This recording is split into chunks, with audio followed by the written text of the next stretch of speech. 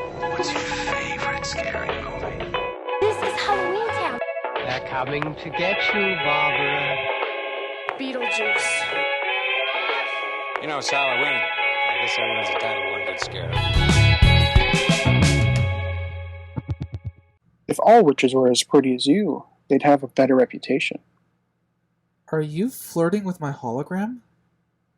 That's weird. Welcome everyone to this second Halloween special we're doing today, and how more appropriate is it for the second one to be HalloweenTown 2, Kalabar's Revenge. We're back, baby! And we're back in style.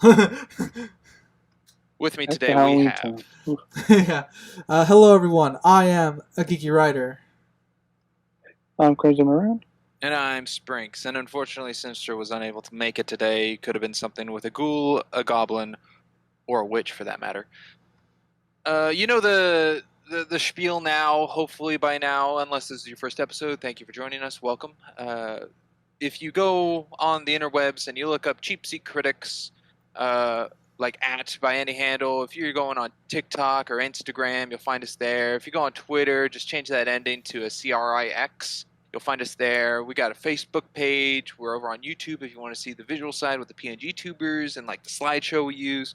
We're also over on a LetterBox if you want to see our like graphed out scores we do. I think that's the sum of it. I believe it is. But yeah, so HalloweenTown 2, which is our fourth Halloween pick because we had 2 last year and this is the second one for this year.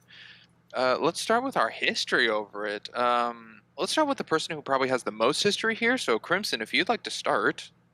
Shoot, I thought you were going to say writer. Sure, I'll go first. As I mentioned last year, it was pretty much a tradition with my sister to watch these as often as we can. We might not get to it every year, but we try. And we certainly get to the first 2. We usually don't make it through all 4. It just gets harder with the last 2. But I've seen this quite a lot, almost up there as many as the first one. I don't remember how many times I estimated on the first podcast, but you can go look at that. It's been a lot.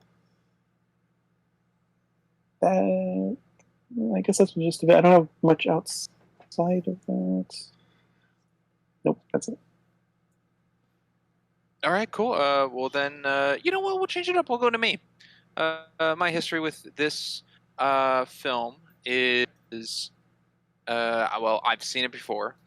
I think this might be, for all I know, this could have made double digits in my history of seeing it.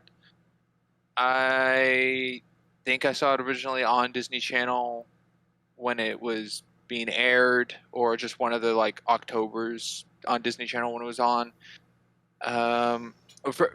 Being not the biggest HalloweenTown person, I could never really tell which film was which on screen until it went to like a commercial break and it's like, coming up next, and went like that. So I don't know how many times I have seen it. I did watch it twice this time for the podcast, one by myself and then one as a group with Crimson and Ryder. That's about it. I've never done a HalloweenTown marathon with like my family or anything. Yeah. So with that, we'll go to Ryder. Alright, my history of this is I virtually have none. I didn't know... I've heard of them, but again, never watched them until the podcast. So, this is my first time. You weren't much of a Disney Channel kid, right? No, I was a Cartoon Network kid. And I've only gotten to Nickelodeon towards the end. Avatar: The Last Airbender is what dragged me over to Nick. I don't remember watching anything of Disney Channel. Because iCarly was Nick, right? Not Disney Channel? Yes. Yeah. I remember I have some bits of Drake and Josh as well, but I don't think that's all. Is that That's Disney also Channel? Nick. Yeah, that's also Nick. Okay. Yeah, then Disney no. Channel, you got, if you're thinking live action, you got Good Luck Charlie, was Devoted Place, Hannah Montana. That's So Raven. That's So Raven. Zack and Cody. Zeke and Luther. Oh, Pair of Kings. Yeah. Lemonade Man. to name a few. Austin Nally. Yeah, I don't remember any of those. It just shows you I'm not a Disney Channel kid. They're Well, movie stuff. that being our history, I will go over the facts we have here. Please take them all with a grain of salt. They were taken from the internet, not from word of mouth of actual creators. They did not reach out to us, and we could not get a hold of them. So, the initial release date of this was October 21st, 2001, which is kind of wild because that's the same year Harry Potter came out. It has a runtime of 1 hour and 21 minutes. I could find nothing on the budget of this film and how much it made, if anything. So the budget and what I have listed as box office in my notes, both blank. The rating for this film, being a television film, is ages 8 and up. Its genre is family fantasy, and it is directed by a Mrs. Mary Lambert, who you may know directed Pet Sematary, the 1989 version, The In Crowd, and famous Mega Python versus Gatoroid. Whoa. I've never seen commercials. And then I have... No, you don't remember it. And then I have 4 fun facts. First one here is Gwen, the mom, is turned into a monster. It was actually Judith Hoag herself in makeup playing it, not a stunt person or stand-in. Huh. Could I mean, you know what? If you could, right? Why would you want a stunt double in for that? Yes. Second one, the budget for this film and the sequels were drastically better than the first. This is just what I found. There was no actual number given, but were drastically better than the first when comparing the creatures in HalloweenTown 1 and then the costume effects. The first movie, the creatures were basically just humans with face makeup, and you could tell where the makeup ended and the real face began. This one, however, a good portion of the creatures in both the human world, wherein the humans are turned into creatures, and then the creatures in HalloweenTown themselves, when they return to normal, are now full body and not just face. Yeah, it was quite noticeable, the upgrade on the makeup department. True. Yeah, I thought that was noticeable. Third fact I got here, the Sanderson sisters from Hocus Pocus, their costumes were from 1993. The costumes were recycled in this film and can be seen on 3 new actresses at the end of the film when the gray spell is broken. I could definitely think of one. I caught one immediately. The other 2 I did not spot. And last fact I have here is this is Jessica Lucas's debut film. She played Sarah, the vampire girl that Dylan was interested in. She is Olivia in the 2013 version of Evil Dead. She is Tabitha in the TV show Gotham. And she is Haley from Big Mamas, Like Father, Like Son. No, yeah. She has some brutal scenes in the 2013 Evil Dead remake. Yeah, I think I've seen... I actually remember her from Evil Dead. That's the only thing I've seen her in, and it was only like part of an episode, and that's it. So that's the only thing I knew her from. Was she in the show? No wonder I didn't I recognize don't her. think she was in the show. She was in the remake movie. Not The not remake. show. Oh, then what am I thinking? Then again, you know what? I don't reboot. recognize her at all. There you go. Not a reboot, then remake. And those are the facts I have. I have 2 little additions that I don't know. One I'll save for the time the film pops up, and another one's an actual error situation that I don't know if I should bring up now or wait till the end, because it could affect people's objective skills. Well, as long as it gets brought up, I guess. Whatever you want I guess out of it depends. And is it something that we need to sit on, you think, or is it something that we should factor in? Oh, no, it's just a fact. It's a fact. All right. So I'll share it now. In the first film, Aggie said that 2 hours in the mortal world can be 2 days or 2 weeks in HalloweenTown. In this movie, 4 hours in the mortal world become 4 hours in HalloweenTown. Yes, that's true. That was something I had written down. The time's inconsistent. Yep. Gotcha. Okay, well, with that, let's go into Can the I movie. throw a We're couple doing act facts in? structure. What? What? Can I throw a couple facts in? Oh, you got? Yeah. I didn't know you had. Yay! Yeah. Both the actress and the actress for Marnie and actor for Cal both got nominated for Young Artist Awards in 2002. Best performance in a TV, movie, or special, leading a young actress and then young actor for Cal. They were nominated. They did not win. Well, Marnie, round of applause. Great job. Cal, interesting. Fascinating. Very interesting. Fascinating discovery we have made here. Yeah. And both Marnie and Cal got engaged last year. That I did know. No, I didn't know that. That was cool. Guess the That chemistry is in this is my- real. Yeah, she likes tall, dark, and handsome. Yeah. Was that the only fact you had, Crimson? Well, that was two facts. The Was nominations. that the only and two the facts you had, Crimson? engagement. Yes, that is all I had. Okay. For today, we have the act structure. We're going with 3 acts. I figured to adapt this to kind of how the film shows a cut to fade to black commercial break. So we have the beginning of the film up to leaving Grandma Aggie's house in Benny's cab, which is about 34 minutes into the film. Then we have leaving Grandma's house to Mom trying to remove her mask after Cal latches it on her head, which is about an hour and 6 minutes in for the entirety of the film. And then from there to the end. Now, they're not necessarily evened out acts, but with cut fade to blacks, that's how we're going to go.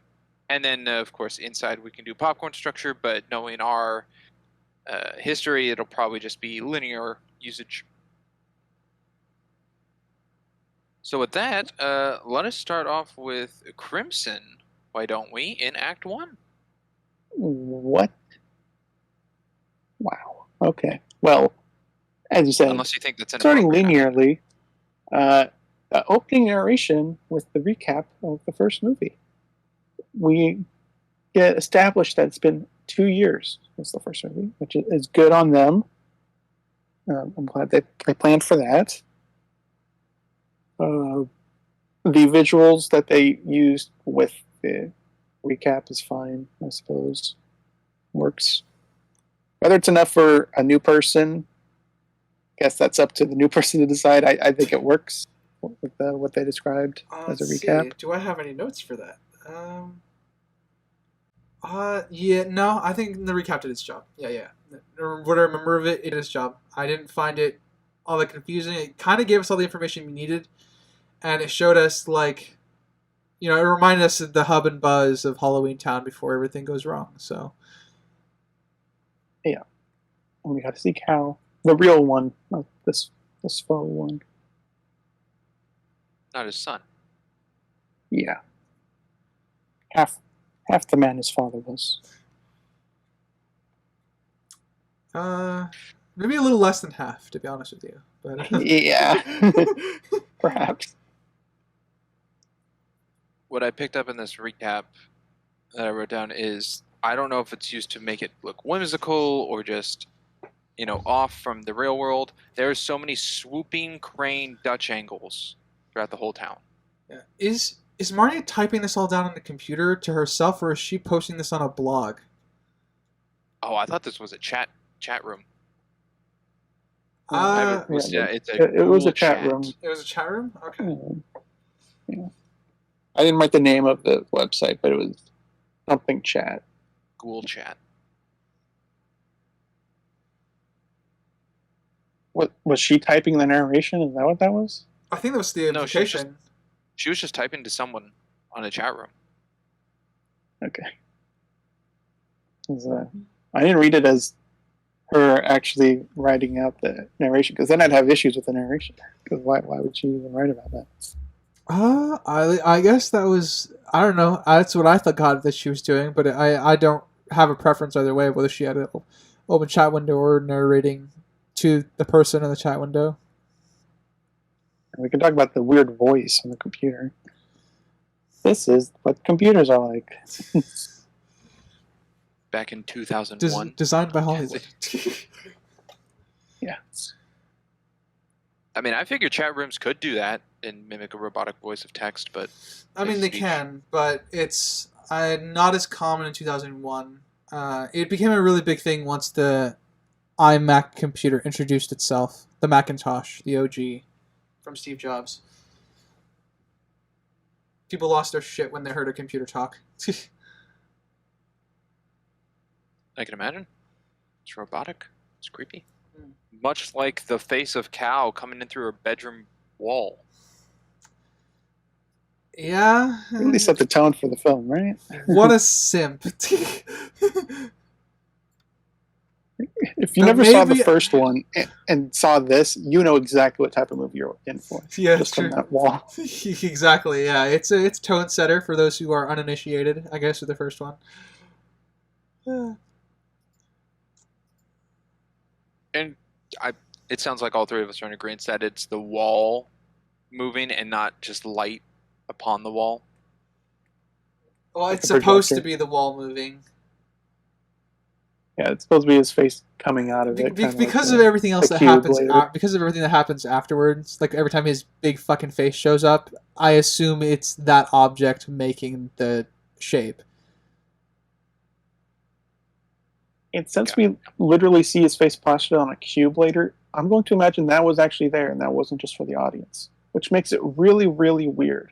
Why the heck he would even do that?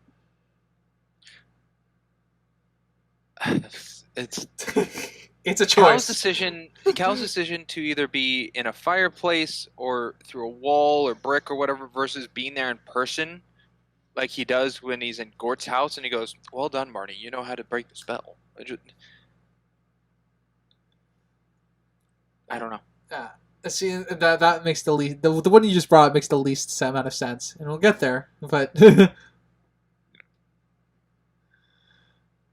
Yeah, the current one at the wall in Marnie's room, I can't even think of a reason really. Just like he feels like it's edgy. Like, oh, what if I get caught? I'm here and she doesn't know about it. This no, it doesn't contribute anything to him. You're forgetting. He likes her. He's crushing on her. He inherited the like of Cromwell, which is from his dad. That is a line of dialogue in Yes. this film. Remember the recap, and he still has the hots for my mom. That's a detail they had. Legitimately, the only reason Narration. that he's doing that is because he's stalking her.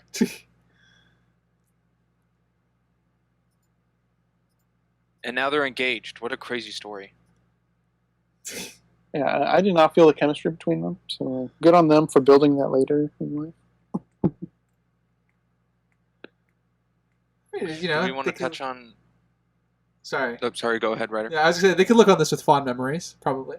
I was gonna say, do you guys want to touch on the weird assortment of Halloween decorations at this Halloween party? The multicultural decoration. Multicultural festivities. Yeah, there's a cactus and sombreros. And, Day of the Dead masks on the wall as well. Oh yeah, with the flower eyes. Not your standard Halloween decorations, for sure. I don't necessarily know why they're there. Because we obviously get the Dylan costume, but I don't know why you theme the house around a costume Dylan wasn't going to wear, from what it seemed. Yeah, it's a No, little I mean, weird. I think it's a bit of a snob already for a custom party and Dylan's not in costume. Well, it fits in. Well, yeah, him not being in costume at the party makes sense. That's fine. But I don't like Halloween. Cruises, you're angling for the fact that what is it called? That the Halloween party seems to have these odds and ends just specifically for his costume later. Well, yeah, because I don't really know why you'd have a bunch of that stuff for a Halloween party. It's not like there's Mexican music playing in the background or anything. It's just random I just think the decorations warehouse- that don't really fit Halloween. Yeah, I think the warehouse ran out of Halloween merch. I think they took it from a different Disney show. Yeah, they just grabbed a different bin. I would imagine they'd have some Halloween stuff. Well, being that I couldn't find the budget on the film, I don't know how much they had to run out to, a Dollar Tree and grab more stuff. I'm just looking at everything. I would imagine they had a larger budget than the first one. Except maybe location scouting, because I don't know why HalloweenTown's town square is so small. I mean, less to turn into Halloween, less to film with Halloween decorations, because I'm assuming this wasn't filmed during Halloween time. I'm gonna guess not. Being released in October 21st, Yeah. so it was filmed beforehand. Yeah. Unless it took a year to edit. Well, it could have been done editing, and they were holding it for Halloween to come out. They do I guess I don't want to say it's a decent job, but they do a job of like just quick on the drama. Not really the kind of the rift that's forming in the family right now between Marnie wanting to be, her mom wanting to not teach her anymore as opposed to what she said at the last film, but to, I guess want to have her to live a little more normal of a life, and Grandma wants her to inherit the Cromwell line. They do a decent job in trying to establish the family relationships really quickly. I don't know if it was the most... I don't know if it was the best dialogue in the world, but it certainly was efficient. I'm kind of 50-50 on it. I think it was Yeah, I okay think they did a good job. coming from a recap already. Without the recap there, it would have felt very fast-paced. Yeah. Well, I mean, the dialogue would have brought us in on the drama, but the recap was there just to recap the events and where where Marnie's headspace is, whereas the dialogue is for everyone else's headspace. The mom feels that her that's kids... also to show the visuals of the family connection. Yeah, and the mom feels like, the kids are being turned against her, and then Aggie, I'm just going to call her Aggie, feels, that Marnie is going to eventually have to make the choice of either becoming a full witch or whether she's going to stay in the world, and otherwise Marnie's little sister might be the new head of the line. But I think the only inconsistency I found here between this and the first film was Marnie's mom kind of agreed to train her or help train her, and it seems like she's not done that at all.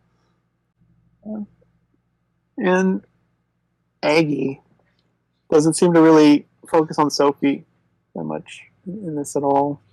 Especially in the first one, how magically gifted she was. Far superior than Marnie in the first one. I feel like they're just a mischievous pairing. That's all the point of Aggie and Sophie being together here in the beginning of the film. It just come across to me as they're intentionally mischievous. Yeah, I mean, they're doing stuff that the mom doesn't want. Mm-hmm. The endless bag. Why don't you take the brooms, Marnie, and fly the kids around the house? Can't do that, Grandma. I'll go to a classic Sprinks nitpick, as I've been learned and taught.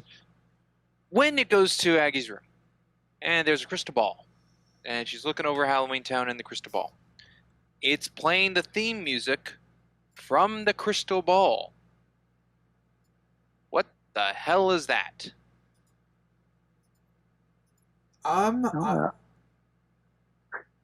After we watched it together, I did go back on my own, because you said to pay attention to it. The music is certainly coming from the show she's watching. It is not background. No. So I guess the theme for HalloweenTown is the theme of the show that she's watching, the Gorge show. That's still... No, I don't like that. It's bullshit.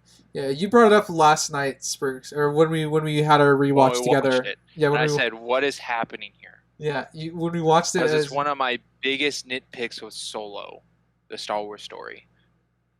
Yeah, when the Imperial March is playing as an advertisement, it's one of the dumbest things. Yeah, it's one of the dumbest things. I agree. I don't like that. I didn't like it in Solo. I don't like it here either.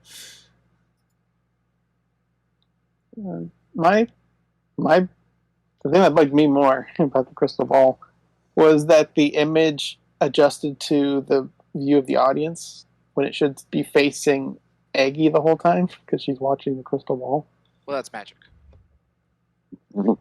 I mean, That's implying the audience is a physical presence in the film.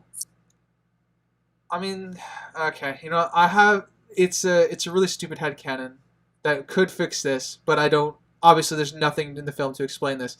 But you know how you go to has anyone ridden the Haunted Mansion ride at Disneyland? Yeah. You remember at the end where where all the faces are just following you, like they just stare at you in the hallway at the beginning? No. Okay. There is a bunch I of know the ending where a ghost is in your cart. Or uh your doom buggy. yeah, no, I'm not talking about that. There's a sequence in there where the image follows your perspective. So like Oh. as you're Okay. walking I know around, what you're it talking about, follows the audience's perspective. So for everyone watching the crystal ball, in theory, it would always be facing towards them 100% of the time because it follows that person's perspective. Which would explain away, at least in part, the audience's quote-unquote presence. Just because we're viewing it from this way, you know, it happens to be in that perspective. But I agree, there's nothing in the film for that. So that's my cool headcanon that doesn't exist. No objective points for me from that one.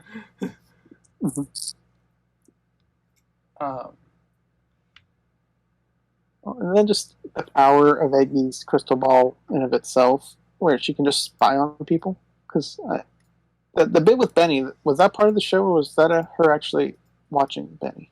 I couldn't tell you. I don't know what the show really is. Because she waves like her she changed hands channels. and goes to... Yeah. Yeah, I think she was just spying on Benny, which means she could spy on anyone in HalloweenTown. Or does Benny have his own show? I guess that's a potential. He does. He does cash can't cab. taxi everything. He does Yeah. cash cab. Actually, you're right. That would have to be his own show because he'd be black and white by now, right? No, he does. They get turned black and white once Cal gets the second spell book. Yeah. He doesn't have the Yes, spell it book to could do go anything. with that still. I don't know. I'll say I could sway either way. I do think Aggie There's definitely no has the jingle power. coming from the Benny show. No. So the I thing do think Aggie has the power, though, to I absolutely think spy Aggie. on anyone. Yeah, if I'm going to be really dystopian, Aggie absolutely has the power to spawn anyone and everyone, and there's nothing anybody in the show can do about it. And the reason that I'm okay with that is because she has some really weird spells in her spell books that she made, according to Martin's words. It was a different time, right? Yeah, we'll fucking get to that. Yeah, The Dark third movie. Ages. Right, yeah, they'll definitely cover it more on the fourth one as well. The Dark Time of HalloweenTown. But yeah, no, this was not. This is either show or currently spying. Yeah, and I guess my problem with it being spying on anybody is why can't she just spy on her enemies? Well, she doesn't have access to her crystal ball beyond this point. And I don't think at this point she knows of Cal's existence, so... And we don't know if it's a thing where she needs to know where they are. Kind of like Nightcrawler being able to teleport. He needs to know where he's going. Kind of leaning more towards, like, this ball would have been helpful in the first movie. Oh, yeah. And that would have been useful. That's kind of what I'm hinting at here. She didn't Is have it that- in the first movie. Oh, okay. Well, I mean, technically true, but it's weird that Just she would trying have... to find out where the bad guy was in the first one, and if she could just tell her ball, find me the bad guy. It's weird that either way. It is weird that she doesn't have it because this is in her real world room. It's weird that she wouldn't have one for her HalloweenTown house. Well, that's the other thing. This is real world room. What if this is the mom's crystal ball? Well, then Aggie would still have one in Her HalloweenTown. grandma, and Gwen doesn't partake in this stuff. I don't know why she'd have Exactly. a room for it. Well, do you think Gwen has anything in her house from the first film, anything to do with Halloweentown? We Has see she kept like a nothing broom or magical in relation to Gwen other than her hands doing spells.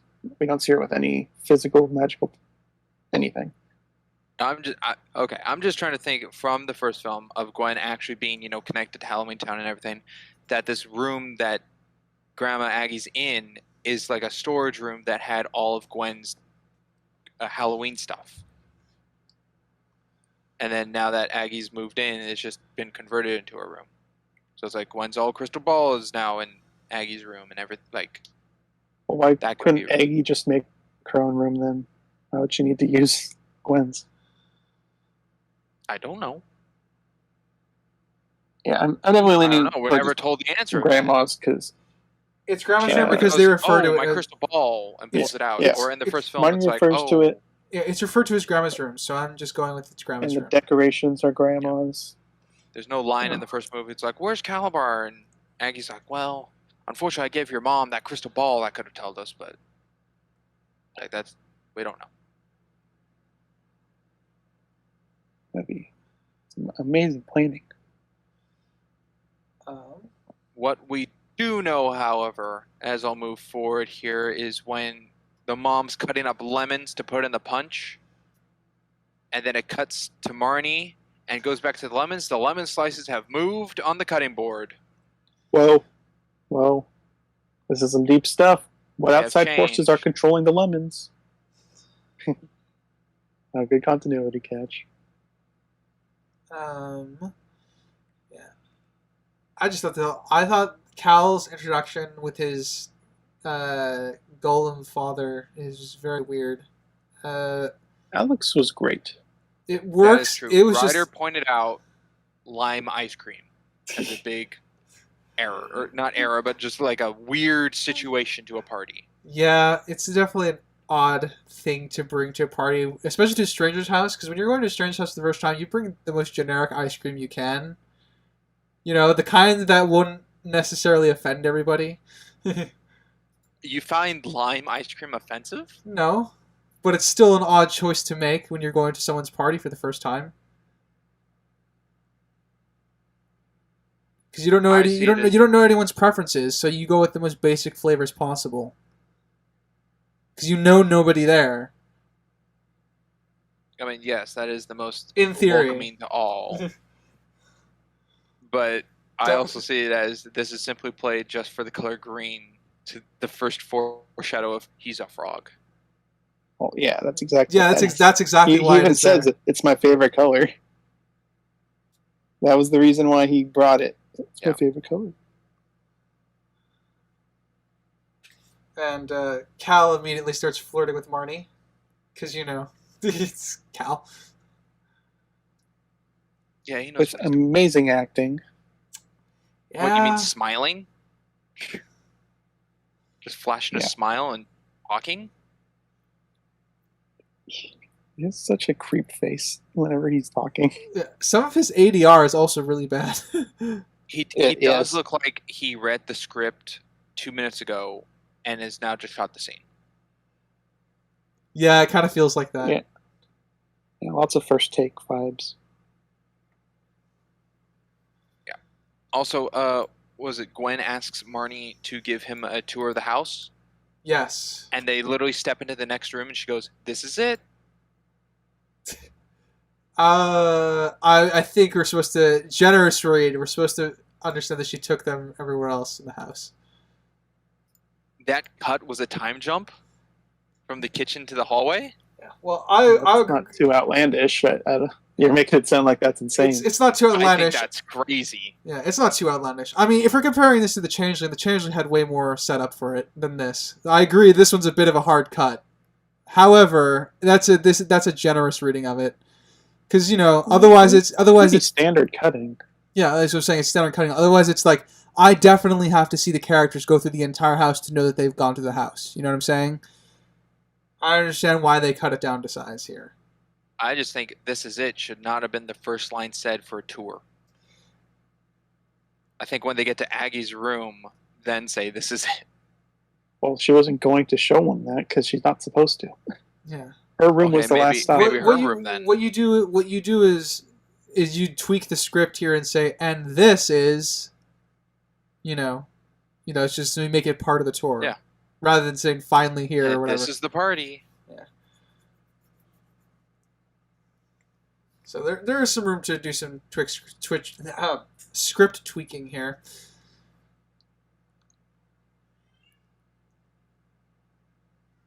I do like his line on how a room can represent an individual. It's pretty That good. is good. Yeah. Yeah. Ooh, ghost got caught in neon. Lovely. And I don't know why her room is still playing it.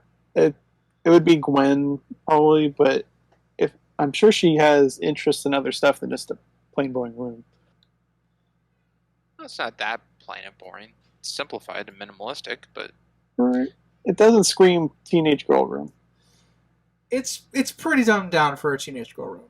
Very plain, especially for a witch. Yeah, if you showed it to me, I would not tell you that's Marnie's room. I would say maybe that's Gwen or a guest room. I wouldn't assume it's a kid's room. Or teen's room. she also has green walls. Yeah. You know, green's a normal color for witches. Wizard of Oz reference. Is that it? No. That's supposed to be connected to Emerald City? What a crazy thing. I'm sure they rented a house, as I doubt they built a set for that room, and that was just the color they had. I And guess so, yeah. I don't think this is said. Lo and behold, that Grandma Aggie has graced us with the presence of Sinister. He has escaped the gray spell and has joined us. Welcome, Sinister. Thank you for being here. Hey! Yeah, pleasure to be here. You know, it's a pretty. I know it's a really packed show, so I'm glad you made an exception for me. Yes. Turns out Sinister's feeling a little under the weather, as we've been informed, so he's trying to shake off the gray spell as much as he can. So in case he comes across his little... Well, I have my dustpan. I don't know if you'll be able to make some room for it. That's not bad. that was actually pretty decent. Wow. Thank you. All right. So we are in the house.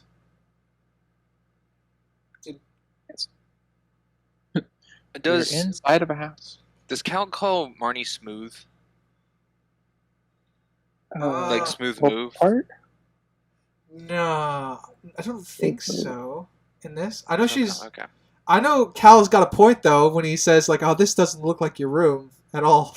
Like, yeah, it kind of doesn't look like a teenage girl's room. No. Okay, It I was is just very- asking because in my notes I have. Well, actually, Marnie is not smooth. Oh yeah. When she's trying to come up with after excuses after speaking without thinking. Yeah. Isn't it interesting that only the smooth characters in the show are technically the villains? Really, I don't think any good character is smooth. Thinking don't know about if it, I'd I call think you're Cal right. smooth. I mean, he's smoother. he Is he gets the smoother than? girl. Yeah, is he Right? smoother than Marnie? Or Sophie might be Yes. the closest thing to like smooth of the main good characters. I'm actually gonna go with Dylan. I think is my choice for smoothest character on the hero Dylan? team. The reason for this is because he takes a lot of things in stride. You know, getting shot down for dates, and then letting his mom go on a date to the party instead of him. He takes a lot of that in stride, and Cindy shooting him down at the party itself. I think I'm in agreement with Ryder. Dylan doesn't have any hesitation to any questions Yeah. asked. Yeah, I mean, like, my favorite moment is when he's like, when they're asked like what they're doing at the party, he just starts dancing, just even though it's awkward. He just does it.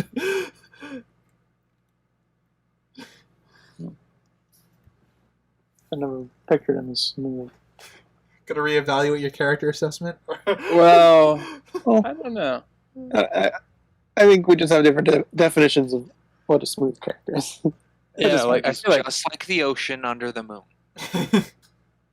because my thing of like smooth is like somebody that's like convincing or charismatic, and I Oh. think Dylan is anti all of that. Oh, okay. You know what? Here's the thing. Here's the difference between our two definitions. You guys have suave in your definition of smooth.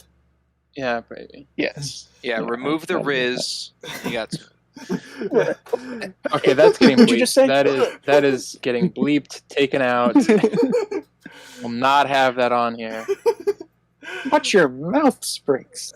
See, the thing is, I live with Marines, so they use that all the time because they're a bunch of TikTokers. So I have Riz used in my household a lot, and so now I am unfortunately, yeah. So unfortunately, I'm perfectly numb to Riz. So Man, the scariest part about this episode of the podcast is none of this is getting edited, obviously. It's said twice now. I'll from this, I'll jump to, I think, a pretty cool shot in the film is Marnie and Cal being close to each other in Aggie's room when Marnie's guarding the book, and it has the window kind of overlooking, and the candles are very low on Marnie's side, but really high up on Cal's side, making him look like he's on fire. Burning with passion, I guess. And I'm sure there'll be a callback to that later on. I just think it comes across as like him being devilish. Well, he is quite devilish. Yeah, it's a fake spell book, right? I mean, what can I look at? Just because you're not supposed to be in here. That was something I struggled with how much of this is poor acting and how much of this is just poor writing. I'm glad you bring that up. I've been holding on to a question. Mm-hmm. How do you feel about everybody's acting? Do you think they've improved, stayed the same, got worse? Main cast here. So only people from the first film. Only, yeah. I think everybody improved except for Sophie. I think she got worse. Sophie, they kind of gave her I feel like she's more rambunctious than she is in the first one. She's more willing to bend or break the rules. I think I would agree with. Yeah, I think I might agree with you, Crimson. I don't see there's a decline in terms of their acting ability, but I do feel like Sophie's playing a different character. I don't know if that has to do with her acting necessarily, but she definitely feels that she's growing up. She could change a little bit, I suppose. She's kind of turning into Marnie from the first film, really. A little bit of that. What a thing you don't want to be heard by yourself. I'm turning into Marnie. Mm-hmm. No, you do not. I feel like if there was a character change I would want, I kind of feel like they set up Dylan to be more accepting of all this stuff from the end of the first one, and it feels like he's taken 2 steps back from that, where he's even more removed from it. I, having seen this film twice, I don't know if I got that from him. I thought he's not in denial of it, he just doesn't want to deal with it. He's just avoiding it. Yeah. If that kind of makes sense. I feel like my thing of it is just because he's there's all this wizardy stuff going, or witch stuff going on, and all he wants to do is stay at home. He doesn't want to help in any way, or I don't know. He's definitely not in denial of it, but it definitely feels like he having seen what happened in the previous film, he should be a little bit more careful, or more on guard of this stuff, maybe. Oh, like he says some sarcastic remark to Marnie. He should be afraid that she'll do something to him. Yeah, maybe something like that. Yeah. I mean, I feel like the mom might be worse. Actually, that might be my worse than Dylan. I feel like the mom is worse. Yeah, I kind of have that in my notes too, because at the end of the first film, she promised to help train Marnie partially, and it seems like they went nowhere with that. So yeah, they did. They went nowhere with it, and I feel like she's actually kind of dumber in this one than she is in the first one. She's regressed as a character. Yes, so I'll take back my Dylan comment and I'll put it on her. I feel like that's a bit more accurate. What about you, Spence? So that was a whole hodgepodge of everyone speaking about individuals. I think everyone's on par except Dylan, who has gone up. Okay, so we've got a wide variety here. I'm assuming that didn't help your perspective at all, Crimson, or is just curiosity? I mean, that answered my question. I just wouldn't have pictured Dylan being the only one that improved in anyone's eyes. So I feel like performance-wise, he's about the same. Yeah, I think. Just I mean, interesting insight, I suppose. Grandma is definitely. I think she's about the same from the previous film. I don't, She likes to thoughtfully touch her mouth a lot more in this one, though. She does play with that's her her. face a lot. That's her tick. Yeah. I for some reason I thought, I don't know, when I was rewatching a second time, I was waiting to see if she does it with her pinky at all, so I could do the Doctor Evil joke. But No, not that far. unfortunately, no, it didn't happen. You just reminded me of something. She's filling for a wart that used to be there, and now it's not there anymore. So now she's just touching her face. Good old wart. Which Yeah. wart? Yeah. Which wart? Which wart did you get rid of? Oh, my witch wart. Oh. I have a continuity error shot. There is a shot when they're standing in the bedroom before they go into Aggie's. Before they go to Grandma's room, they're in Marnie's room. There's a shot where Cal speaks to Marnie, and then it does the different perspective shots so we can see Marnie's reaction, and Cal's face is in a completely different position than when he was when he was speaking to Marnie. Oh. So they were in two different. He was in a different. His face was in a. His head was turned a different way in the shot reverse shot dialogue scene. Well, as we said with Cal, one takes. Yeah, it certainly feels like that. Yes. Hey, these are kid actors. They're on a limited time to shoot stuff, so you gotta get it while you can. Yeah. I'm gonna be honest. The kid actors from Stranger Things could act everybody here under the floor. Well, yes. Well, everyone in this film?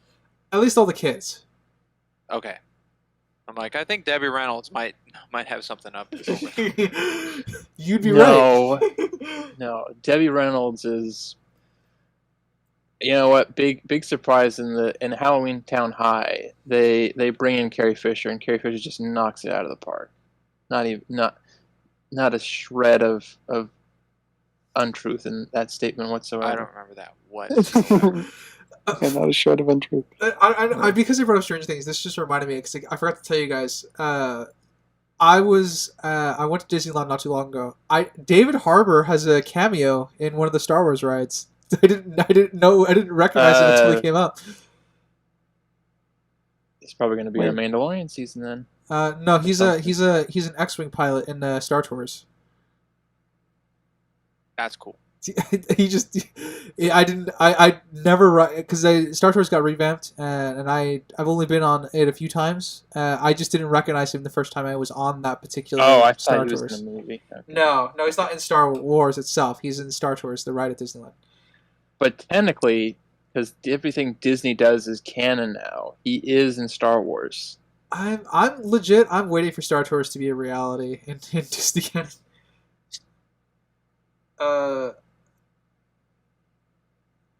Ryder, you wanted to bring up the past of Aggie in regards to her spells that she's created? Yeah. A good moment. Yeah.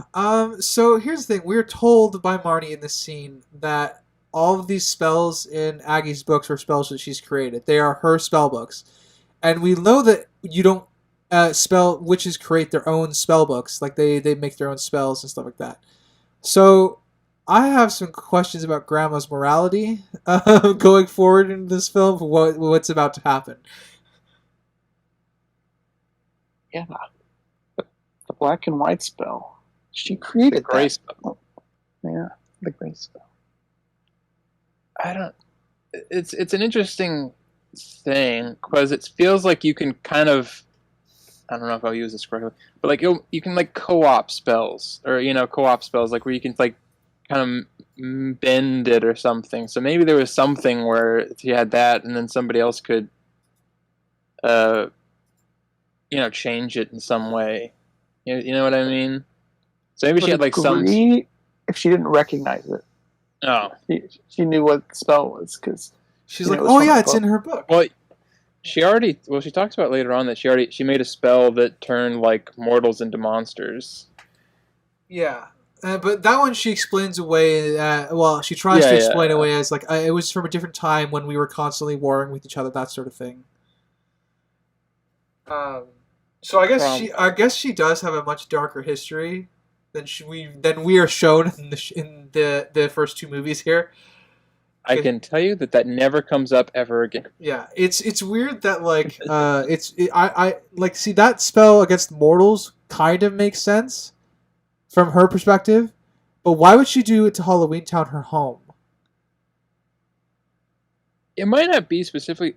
I don't feel like it's specifically for HalloweenTown, but it is weird. I guess it was just repurposed, right? Yeah, I think it. Be, yeah, because it's the same spell, the trap thing. Yeah.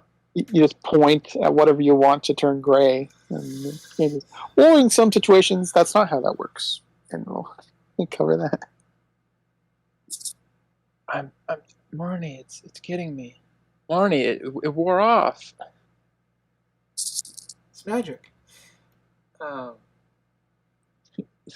is the price of magic, is that you can pretty much. Yeah. You weren't there for our group rewatch. Sinister. I was. What did you think of the guitar riffs that just suddenly came onto screen? Very 2000s. Very TV special 2000s.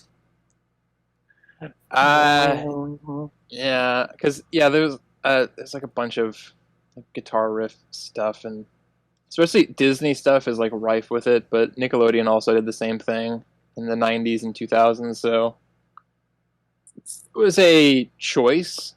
It's not my preferred. I just don't feel like it doesn't fit in this. Is my issues. Yeah, I agree. It doesn't fit. You guys think Aggie would have her spell book in the open, unprotected, in any way? The only protection she has is it's a secret room.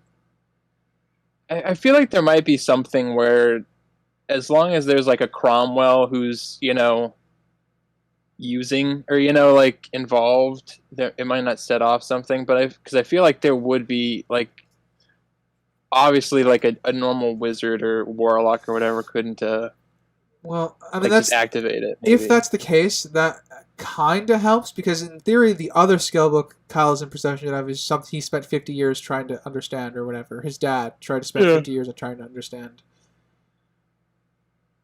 So I guess that could work, but we obviously get nothing in terms of security other than maybe. That Cal didn't use that specific spell book. He just used the one he always had in his possession. Yeah, I feel like it would probably.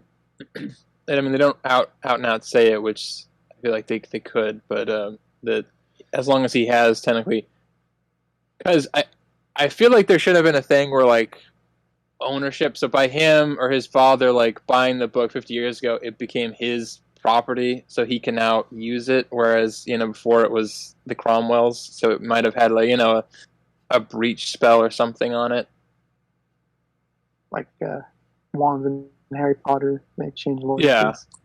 Yeah, which that's a whole fucking thing that I'm sure will never be discussed ever again.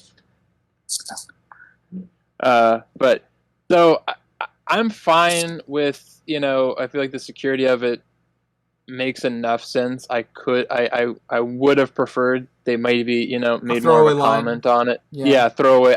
Because I feel like that's one. I know I'm not usually a fan of throwaway lines and stuff, but I feel like that's one where you could just do it and it wouldn't be a whole big deal or something or take up too much screen time. Listen, all you have to do is better than somehow Palpatine returned. You can name higher. It's yeah, but that's just. It makes enough sense by itself, but it definitely could be better. Yeah. Sophie has I'm just gonna put this in quotes, a feeling, and drags Grandma out of the room in order for second time. Yeah, in order for Cal to even get in and get the book. More proof that Sophie's stronger than Marnie. grandma still focuses more on Marnie.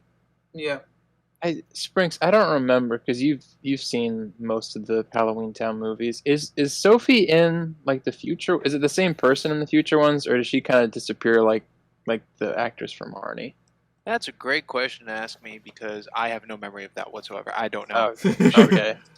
I've seen the first like 4, and I don't remember if I know David sticks around, and Marnie's in the 3rd one, and then she's not in the 4th one. But obviously, Well, she is, but isn't. Yeah, so, it's Marnie, but not played by Marnie. Yeah. And that's what I mean. Halloween, the 3rd one is the 3rd one a different person? I think it's the same person in the 3rd one. Okay, the fourth one is a different person. Okay, that's But I was like, David's in all of them, but that as far as I remember. But yeah, the 4th one, it's not.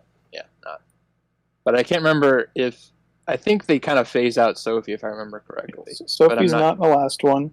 Mm-hmm. The actress just stopped acting. I think that was her reason. Fair enough. I don't feel like she got much. Screen time? Grow very much as an actress Popularity? through these films. Fame? I was just anything. Collection of words. She's just not the. We all know who the stars of this movie are, and I think they did their best to kind of fill her in, but I don't think they really. I don't think she ever really caught on. I found it really tense and funny the way that Aggie, once her magic bag runs out of stuff, I find it funny that the presence of the golem dad, frog dad, prevented the family from having not a fight but like an argument. Just his presence. Yeah, because his presence there and Gwen just wasn't up for that, having that family dispute in front of him. Wait, where are you going? I'm taking the kids home. I see. Short little trip.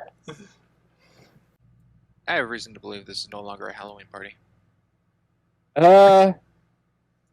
You know what? And more, it feels like a luau party or something. I don't know why I have that feeling, but I do. It doesn't really scream. Yeah, it doesn't feel like for a HalloweenTown movie. It doesn't feel very Halloweeny. I guess. Well, how would you describe a Halloween party in difference to this, Springs? Because I mean, everyone's in costume, but I guess I don't know what you mean by that. The decorations. Looking at my notes and remembering, there is a banner that says "Hola, amigo muertos." Yeah, for Day of the Dead. Nothing to do with Halloween. Is that no? It's Dia de los Muertos, not amigo. Amigo muertos is dead friends. Oh, I guess that still kind of fits. But yeah, it's not the same. The only thing Halloweeny really in this whole party is the wall decals. The orange, ghosts, the orange bats, banners. and witches. Yeah. I don't know. I agree that it's kind of weird that it's a hybrid. It still spoke to me as sort of a Halloween party. I don't know. Probably that was like their kid friendly way, because I feel like Day of the Dead it's kind of a lot spookier than Hello Dead Friend. Actually, no, Dead Friend sounds a lot spookier than Day of the Dead, but I think I don't know. Happy Halloween. Yeah. Well, yeah, happy. I mean, yeah, obviously. It's just starting to look more and more, looking at details in the film, that this was not a Halloween box of decorations, but a Day of the Dead. I feel like the Halloween party in the first one looked more Halloweeny than this. Oh, absolutely. Yeah. Mm-hmm. I'm in agreement. Like there was skeletons around, there was a bunch of stuff, and there's probably even a Happy Halloween banner or something maybe. But yeah, this one lacking in come on, HalloweenTown. Lacking the Halloween. Yeah. Maybe it was their way to differentiate the two, so children wouldn't confuse that they're in HalloweenTown versus going. But when they go there, it's all gray, so it's not like they're there's not that big of a difference, and it's not colorful for that long of the movie. Yeah, they were saving budget. I guess. Maybe. They were As I like, said, couldn't find a budget on this film. Haven't a clue. yeah, Disney on their made-for-TV stuff is very tight-lipped. Yeah. The kid with the last in line for the bag, essentially saying, "Just my luck," can relate. Oh, Yeah, 100%. Yeah. That is my one of notes. our people. Just my luck, Little Crimson. That's the that's the Charlie Brown of this universe. I got it. Well, even Charlie Brown got a rock. Well, he got a rock, but This kid got, If this if kid you got had the nothing. choice between candy or a rock, I think I'd rather have nothing. No, Hey, it could be a cool rock. Hey, I guess listen, it could be a geode. You want the rock. You want to know why? Because you can just stone the person who gave it to you. Yeah, take the rest of the candy. I do not encourage. I do not encourage this violence. Just gonna get that out right now. That's it. You should never give a kid a rock instead of candy because they'll throw it through your freaking window, Yeah. Crimson. and then you'll be ready. Crimson, during our watch, you seemed very invested and engaged with the talking heads or the headphones. Those The are kind of headphones, yeah. cool. Did you catch their introduction of the film? Their Aggie's invention is what I remember them. That's all I remember about their Yeah. introduction. So no one caught the fact that Aggie goes with Marnie and Dylan to a different room, hands Marnie a cupcake. The top hairpiece of the red one appears at the bottom of the screen for Aggie to reach her hands down and pick them both up. Well, she didn't have her case anymore. Nope, didn't notice that. It's another thing of one take. It really makes me feel like a one take. One take, Johnny. I mean, so long as they're all having fun. Something that did disappoint me with the headphones were the lack of times we get to see them move their mouths. Most of the time I use love that they them, move their mouths. They cut Yeah. to the person after the other person talked, so the head doesn't do anything. Well, I don't think we ever see the blue one talk. No, it's always like closed. It was the red one. Yeah. They could afford it for the red one. They couldn't afford it for the blue one. Roses are red, violets are blue. The red went on the budget. The blue lost out to you. That's right. And, That's why you're the writer. That's why he's the practicality writer. sense. I don't know why she made giant heads be the cell phones. She doesn't know how a computer works. Well, they're shrunken heads, so they're a Halloween vibe. They're pretty big shrunken heads. Yeah. At least they were given to, I guess, appropriately aged wizards. I don't know why this popped into my head, but for some reason I'm like, what if this is a reused prop? And it was reused again in Pirates of the Caribbean for Jack Sparrow's mom in World's End.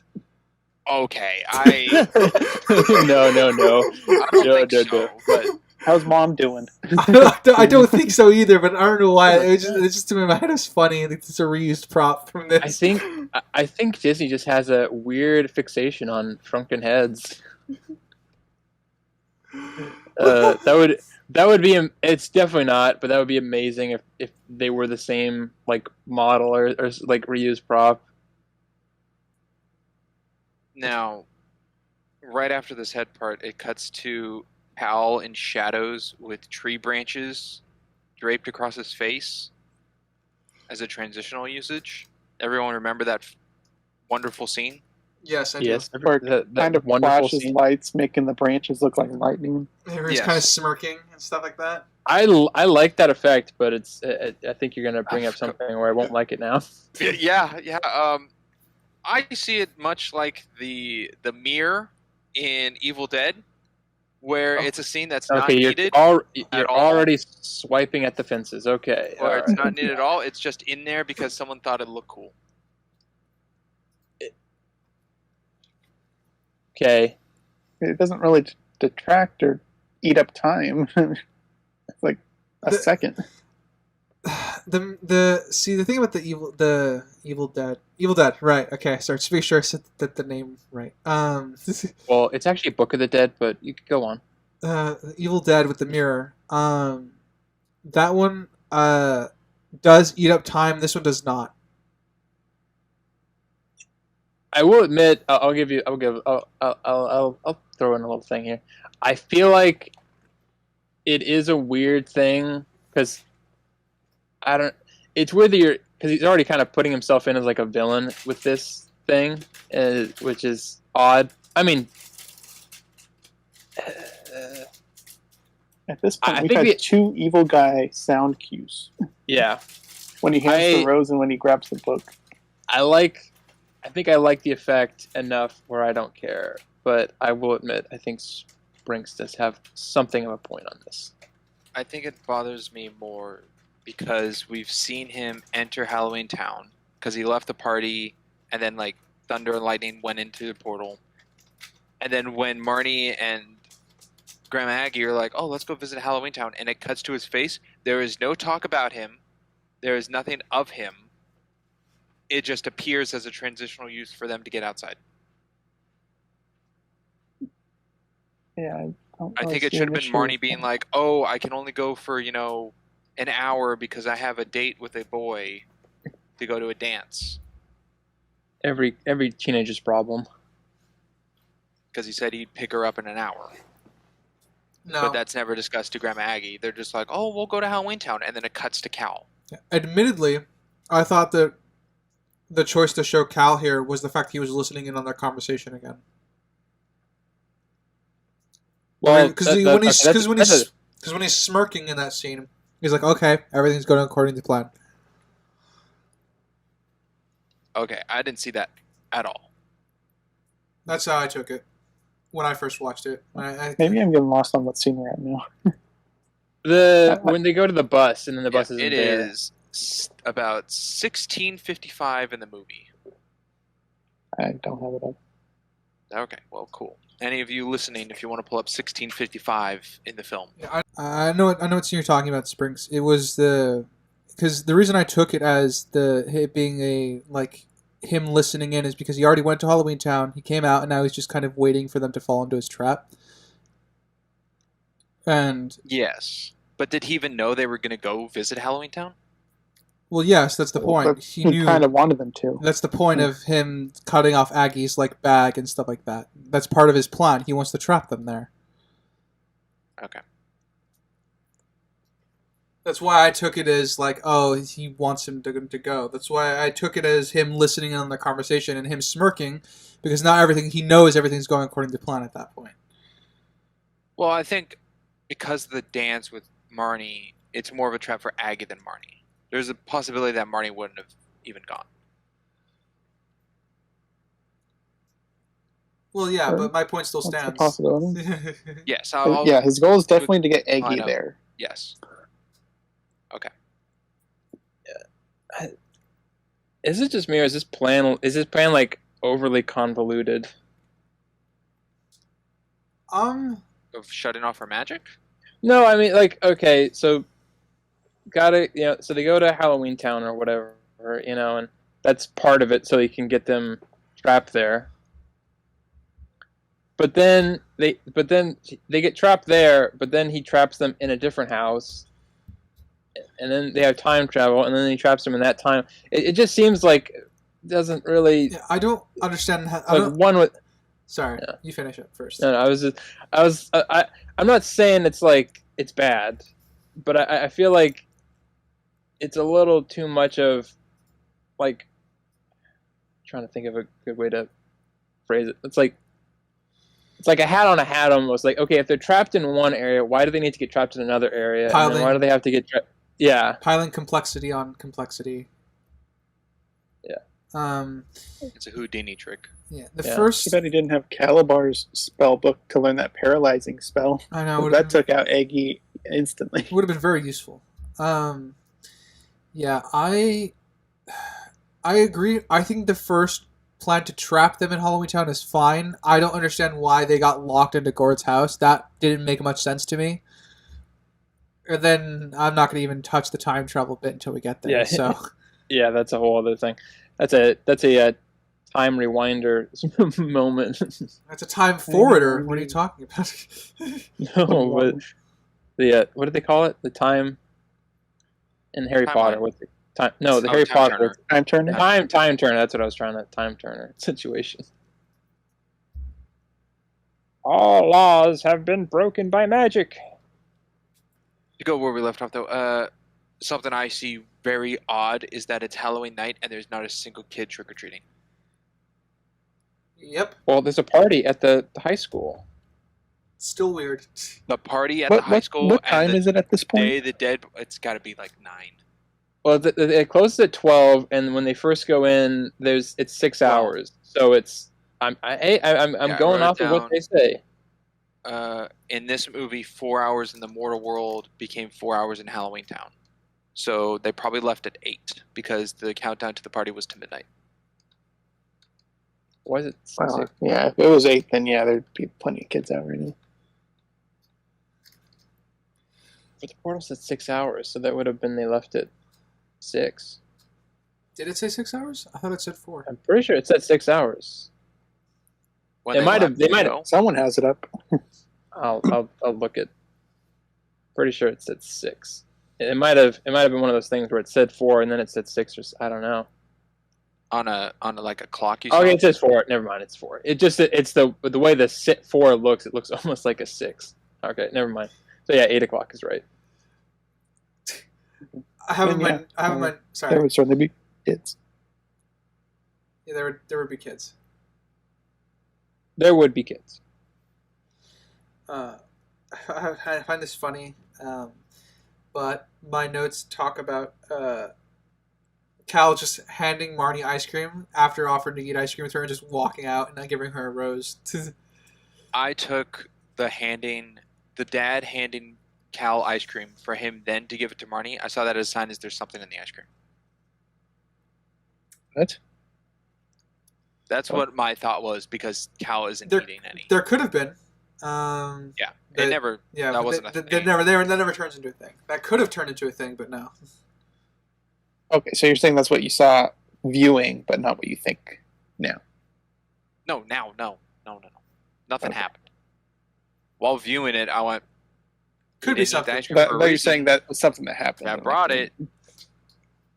Yeah. Like I said, on a first viewing, you could be suspicious of it. So. Sure.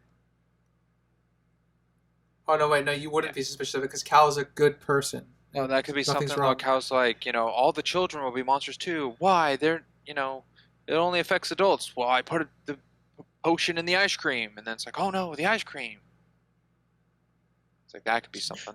The ice And then cream. it's revealed none of the kids ate the ice cream because it was lime. It was lime. Should have thought ahead. And it on was that covered one. in Yeah, I could've just slime. went to Dylan, and Dylan's like, why aren't you panicking? I didn't have any. I could see that. That would be funny. So, HalloweenTown is great. Except orange. Yeah, except for orange Well, and red. yeah. Red Hey, is those are- also not turned. That's because those are the strongest light colors there are. Well, the largest Red is- wavelength of light. Anyways. Do you think that was an editing situation? No. Okay. Well, because there's pink too that's not in Well, there. true, but because of the quality, that red was like the harshest to stay in until they desaturated it all the way. So, I have a question. What's the point of the bus stop if the family could just portal themselves? Thank you. Yeah. Thank you. Not everyone's a witch or warlock. Not every member of HalloweenTown has spells. Yeah, but the only Well, reason yeah, there's- but why would they? why use would they the bus? bother go to the bus stop? Why would they bother is my question. Why To would meet the all their friends. Cromwells use a bus? To not make them look high and mighty to everyone else. Also, apparently you need to use magic to summon the bus, which not everybody's going to be a magic user. I guess that brings it back to what's the point of Was the bus that a stop? Yes. They said they needed the Yeah. bus to summon the. They needed to. Yeah, that's magic summon because the they bus. were like, my magic isn't working. You need the magic to summon the bus. Maybe that's Aggie's business. She's just a tax collector, and she just sells like, here, this is how you call Hey. your bus ticket. Hey, if you're good at something, never do it for free, okay? Yeah, that came from a very, Good very Joker wise man, right? Yeah. Yes. No, but again, I feel like the magic is kind of a breaking point for a lot of these movies, is because Yeah. it's. I'll give them. I'm not going to give them a write off because I think they're mostly just being lazy, and it's just like, oh, there's magic, whatever, doesn't care. But as I'm sure anybody in the audience who's seen any of our videos will remember, that Ryder brought up some really good points about that in Doctor Strange and the Multiverse of Madness, about how it is difficult but possible to set up rules for magic that don't break like this. Indeed. That's a great callback. Yes. Let's see. Something I would like to question about is Stinky the Troll. He brought up like 2 or 3 times in this, and Stinky nothing loved comes playing of hide it. and seek. Yeah. He's in the third one. I mean, does it bother you nothing came of it? Well, just weird that it came up more than once and Yeah, wasn't relevant. That's true. I think most of the relevancy is mostly just like current dialogue. I honestly thought it was there just to backfill the time change, like, to show that they've had a history together. Like, there's been some odd things that have happened to them since. Interesting. Crimson? Only Sophie brings it up though, so it's only a Sophie thing. Sophie's the one that misses the most. What did you say, Springs? Yeah. I said, Crimson, I applaud you. I am in agreement. It's odd that Thank it you. continually gets brought up and there's nothing of it. It's not at the end where they go, Stinky, that's where you're hiding. There's no payoff. Well, I don't think he's there anymore. I think they do mention that he's not. He got lost. Yeah. But You're saying at the yeah. lost place? Yeah. Why isn't he at Gort's house? Well, it got cleaned. Remember? he got sold. Yeah, Stinky got he sold. At the yard sale. In the modern time, he got cleaned, so he wouldn't be there. I don't like thinking about what the. Is he not a resident? Well, it's. Wait. Well, hold on. But he Let's got see. lost, so he would have ended up at Gort's The house. teenage Yeah, but it's still guy. a person. The guy Marnie likes in HalloweenTown. He's a troll, right? Goblin, right? He's a goblin. Okay, never mind. So are trolls just like like they're not even technically residents? They're just like. I think trolls are supposed to be like what goblins actually are in most media. Oh, so like the kind of gross, disgusting. Bridge keepers. I'm holding my tongue because I'm gonna make another reference to something that isn't this property. So I'm gonna hold off on that. No, I will admit I don't like that there wasn't really anything for it, but it would have been like a 5-minute like gag or something. It wouldn't have been like that important. Yeah. I don't think they needed to bring it up more than the one time. I guess. I'll agree. The first, yeah. the first time I think is the only memorable one for me. I don't remember the other two, so. I think he loved to play hide and seek. Yeah, that's the one I remember. And I think that was good enough because it backfilled some of their story and stuff like that. I don't know about the other two, and I don't remember them. So, I guess the for the first one moment, was the introduction. yeah, which was that thing is like Marnie the troll liked to play hide and seek. That was the introduction, right? No, that was Sophie saying that after. That was the second time, I believe. Right, Crimson? I think so. Yeah. I didn't have any of the stinky lines written down. I just okay. Brought it more than once. Okay. Causing discourse without knowing the first thing. Classic Crimson. Yeah. That for me, that is the first thing, and that being the first thing is fine because it has a purpose in its interaction and stuff like that.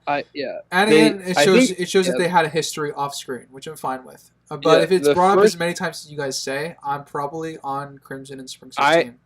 I know 2 times. There's the first time, and then there's the hide and seek thing. And the first time, I will say, kind of fits in because it's between Gwen and Aggie or whatever. They're kind of, or David or somebody is like complaining about. Yeah. Yeah, they're complaining about. Right. Remember that? The first two feed into each other, actually. Yeah, those would go together. I'm fine with both of them. I think beyond that, though, yeah, it's a little. Anything beyond those two, though, would be very weird. Okay. Now we're in. Are we in Greytown still, or Yeah, we're in Greytown. Reverse Pleasantville. First Pleasantville. I think they did a pretty decent job with the effects here, not counting the cow cube. I'm not talking about that. But some Can I parts where talk the more gray about that? spills into Aggie and Marnie a little bit. Yeah, But overall, it's not too bad. They do a really good job. I mean, to be honest, I didn't expect them to paint an entire ground gray and stuff like that, so I'll take it. I wanna talk about the cow cube. Yeah. Because it's the worst CGI in the whole. Yeah. The bold claim. I don't know if I agree with that. I don't know if that's the worst CG. It's not the worst technically. It just looks the worst. Like It doesn't look great. I'm not. I'm going in with it that it's aged, and so I can't docket points for that. But I just like when I watched it, I was like, okay, Lex Luthor. All right, talking through a cube. I'll commend him for doing practical and CG with it. Sorry, Spencer. Springs. What? You were saying something. I cut you off. Yeah, I said Lex Luthor. Interesting connection. just because he looks bald, because how they did it, so that it could. Because if he had hair, it would all jut it out everywhere. It does look a little bit like Zack Snyder's fucking Lex Luthor. I was like, wait, does he look? Is his face that chubby? And then I saw him again. And I was like, oh, he's not that chubby. It was just, I'm sure whatever they had to mask it so that it would not, be too difficult to trace or whatever, does that effect. But it just looks, it's just weird. And I know it was like technically great at the time, probably, but and I can't, like I said, I'm not docking any points for it, but I had to mention it just looks really ugly. Also, not great acting on that cube part. Mm-mm. Mm-mm. No, he tries to be menacing and sarcastic, and it's so cringy. It's So not that even gets looking painful. You It's said it. Oh my painful to god! I watch. can't believe you said it. You said cringy. That's what It got the crimson finger wag and cringy. Oh, it is. Okay, all right. We're Painful. doing the new segment where it's getting cut out of the movie. All right. Let's do the sound effects. What's that mean? It was scenes that bad. We're cutting it out of the movie. Remember? I mean- Did we not talk about Crimson it? cringe. All right. No. Yeah, I mean, to be fair to Crimson, I'm joking. to be fair to Crimson, the first two words I have written when talking about the dialogue of this scene is dialogue cringe. Cringe. Because the whole scene is Grandma is making actual points, and he just circumvents them, and doesn't listen. Well, I mean, obviously he wouldn't listen to anything she says, but he just talks through them. The points don't lead into what he's saying at all. When it's playing like he's supposed to, which is No, they didn't go back and forth. He read all his lines on his own, and they just intercut it in. yeah. Well, No, I mean, yes, but the I dialogue. can see him. Yeah, I can see the effort in his performance. But it's just not good. I mean, at the end of the day, it has nothing to do with it. I mean, the acting is horrible. I agree, but Yeah, that's yeah, nothing to yeah. do with what I'm talking about right now. The dialogue is just. you don't bad. like how it's written. Yeah, Yeah, the dialogue is just bad. There's no exchange here. There's no. It's very awkward. Yeah, sounding. I guess you're sort of kind of right, Springs, in that it feels like they're talking in different rooms to each other, but are trying to have the same conversation, but without the writer having written the same conversation for both of them. Is exactly what it fucking feels like. It's like writing in a darkened room and trying to find stuff. Also, Kalabar named his son Cal. Very egotistical, I guess. Ego. Yes, that is. Nepotism. That's something I took effort into looking for the difference, because they keep every subtitle in this film says Kalabar with a C, and he's called Cal with a C, yet the film is Kalabar with a K. Only thing I could find on is Kalabar with a C, anytime it's a C, is referring to the son, and anything with a K is referring to the first movie. But Because in the first movie it was a K. But when they say Kalabar, like the dad, it's still the C though, right? It's still a C. Yeah, so that doesn't really work. This is funny because I'm reading my notes, and right under my dialogue cringe sentence and all my notes for that, I wrote, "Does the young actor want to redo his lines?" No, one take. No, One take Nancy. one take Johnny, one take Nancy, One take Cal. one take Cal. That was what he was known as on set. One take Cal, and they were like, "Okay, but it's gonna go on your Get acting." another run." He's gig. like, got it. I gonna be honest, with the exception of Aggie and the mom, I don't think I've seen anybody in anything else that wasn't HalloweenTown related. I can't recall. Yeah. Oh wait, Crimson has his Gort TV seems knowledge. familiar. I think Gort Gort. might have been in something. Yeah, but I can't pin it to anything. Yeah, Gort was probably also in something because he's definitely a stunt casting. But otherwise, nobody really went anywhere. And maybe it was the writing, maybe it was the subpar acting. We won't know. That's for you, the audience, to decide. There's a. I think it was when they call up Benny. They make fun of him for no longer being a skeleton, and I found that needlessly cruel. Because this is Benny, they're friends. I like that you found So-called it cruel. The actor Yeah. for Gort was in RoboCop. But was his name also Gort? No. Oh, that just would seem. He just looks like a Gort. I'm sorry. No, his name's Blue Menkuma. Is that obviously because you're on there? Oh, he's in Is the 2012. Is the actor who plays Benny in the like as a living person in that? It's not the same person who voices him, right? I don't think it is, Don't know that. but Yeah, I'm pretty sure it isn't because he doesn't do the voice at all. But I was thinking, why didn't they just have the person who does the voice, act as him in real life? But maybe he was like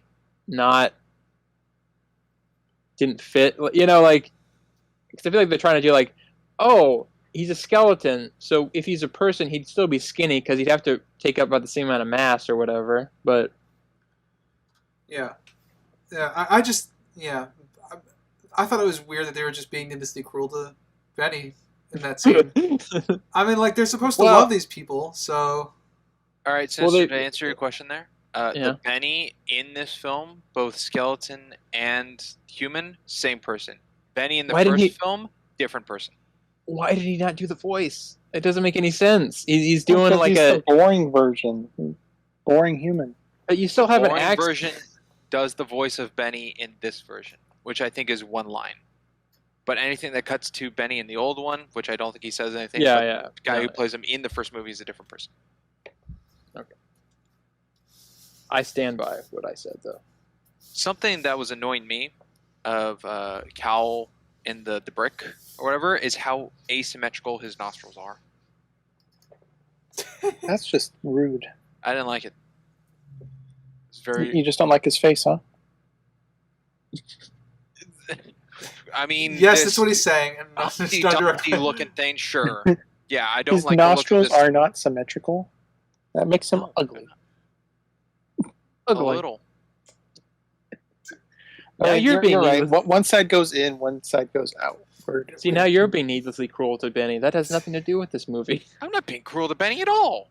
He's being cruel to Cal. I haven't touched on Benny. Oh, sorry. No, I'm talking about I was looking Egghead. up stuff. We watched the very important episode of a TV show last night called 24. Twilight Zone, and I think there's a lesson for you in one of these episodes, Springs. Oh, you're talking about the mask one? No. Oh, that's a good one. But That's definitely ripped off. I'm talking about the everyone's ugly, but the lady has like a Oh, bandages over that's her a head. classic. Yeah. Yeah. Classic. Yeah, you gotta, Springs. You gotta calm down with the ugly talk, okay? It's not cool. It's not sorry. cool. I'm sorry the three of you all find Blockhead Cal beautiful. I don't. Okay, now you're putting words in our mouths. We never said Yeah, I he was beautiful. did not say that. I just said I wouldn't just out and out call him ugly. All right. One neat bit of continuity that I found here is they bring up the Code of Merlin again, which I actually kind of like as a reference. Because that's brought up in the first film, if I remember correctly, the Code of Merlin.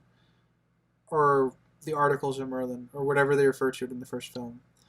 But Aggie brings it up. I believe they did. I don't think they were in the And first Merlin's film. staff. Yeah. They brought up Merlin's staff, right? Yeah. But is that the same as the rules?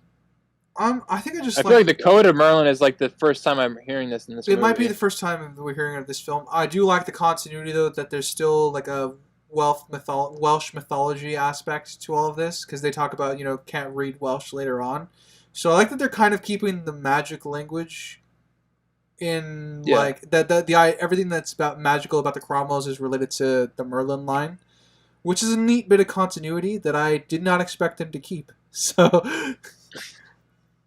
Yeah, I wonder. They probably have some sort of not copyright, obviously, but like they probably own the rights to any Arthur mythology production stuff or something. Oh, good God! I hope. What? I'm sure. Well, that's the thing. Wouldn't that be public domain stuff? That would be at this point. Yeah, at this point. But I feel like they've probably done a Arthur or Arthurian legends something at some point, probably.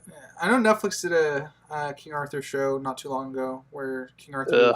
Yeah, it wasn't good. Listen, King Arthur. The other thing is there Disney Arthur. I don't Frank think says so. Disney Arthur, right? No, that's Merlin. You're thinking of PBS Arthur. Arthur the Aardvark. Yeah, no. No, but the other thing I think might be why they kind of held into that is because the Welsh mythology on witches and stuff is generally a lot nicer than, let's say, English. Well, yeah. Well, Welsh is part of that, but but it's still a lot of history is drawn from that, which I guess I appreciate on a very surface level.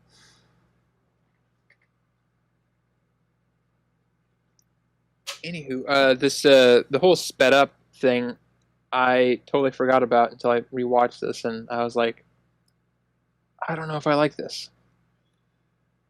It's funny. I actually asked the boys the same question when we were rewatching together a couple nights ago. I'm torn because I wouldn't want them to just like run around doing whatever, because I feel like that would have gotten annoying. But I don't know if I like this sped up version for just getting through that faster. I'm not sure. I think it's very just TV Disney. Oh yeah, I mean, it's definitely that. I'm just trying to see if it fits or not. Yeah, I got mixed feelings on it as well, but I haven't watched enough Disney television stuff to know for sure that this is normal. It just felt odd. I think you could do other things for it. That's a good way to put it, Ryder. It is odd. It's odd, but it's odd. It works in an odd way, but I think they could have done something else. If they'd done a spell like a speed up spell, something, I would have liked it probably a little bit more. I still wouldn't like it, but at least I would have felt like it fit. Did they ever do a slow-mo part? Well, we know Cal can paralyze people. By Cal, I mean Cal with a K. Kalabar. Kalabar. I'll take that as a no. I didn't. You watched the same movie we did. That's why I asked. Was that a rhetorical question? I don't. Sister, if I didn't ask the question, why ask any questions at all? Well, no, I was just curious. Well, because generally you watch this a lot closer than us, so I thought you were going for something. I was trying to make a really stupid setup joke by asking if there were, and if there was, then it would even out because it's odd. Oh. Okay. There we go. But I felt real flat with no response. So I was trying to. Sorry. I assumed you knew something that I didn't, so that's why I was asking. One weird thing about this scene is that Lucas gets his part of his color back before he gets changed back. Yes. Does he? Yes, he does. Well, At least I noticed he does. It might have been the lighting, but I thought he had. I think it was the lighting. It might have been the It was lighting, lighting. but he definitely had more color in him in this scene before he got changed back. Yeah, I think His color in his face. I think they struggled with that. Yeah, but like when comparing that to what he looked like previously, I thought it was obvious he had more color here before he changed. No. I'm gonna go with In the lighting. town, Yeah. it wasn't just paint and whatnot colored. There was visual effects aiding in the gray. Oh, so there was no visual effects aiding this then. There was no. This was just makeup. Okay, Yeah. that explains why there's. Yeah, That's what explains why the color's more obvious then. Yeah. Yeah. I So it's as in my notes, I thought that was set up. I'm like, oh, is he just reverting back? And then Nope, that was just them doing a poor job. good job, makeup department. you did it again. I like. I thought it was. I Sorry, like the visual you effects. first, yeah. Oh, no, you go. I think we're gonna have the same point. No, I don't think we are. Okay, go. never mind then. Mine's not tied to visual effects, so go. I like. I like the visual effects that they did for most of this. I know I already bashed on one, but I think they're a lot better more often, especially in this one, than they are in the first one, which is something I will commend them on.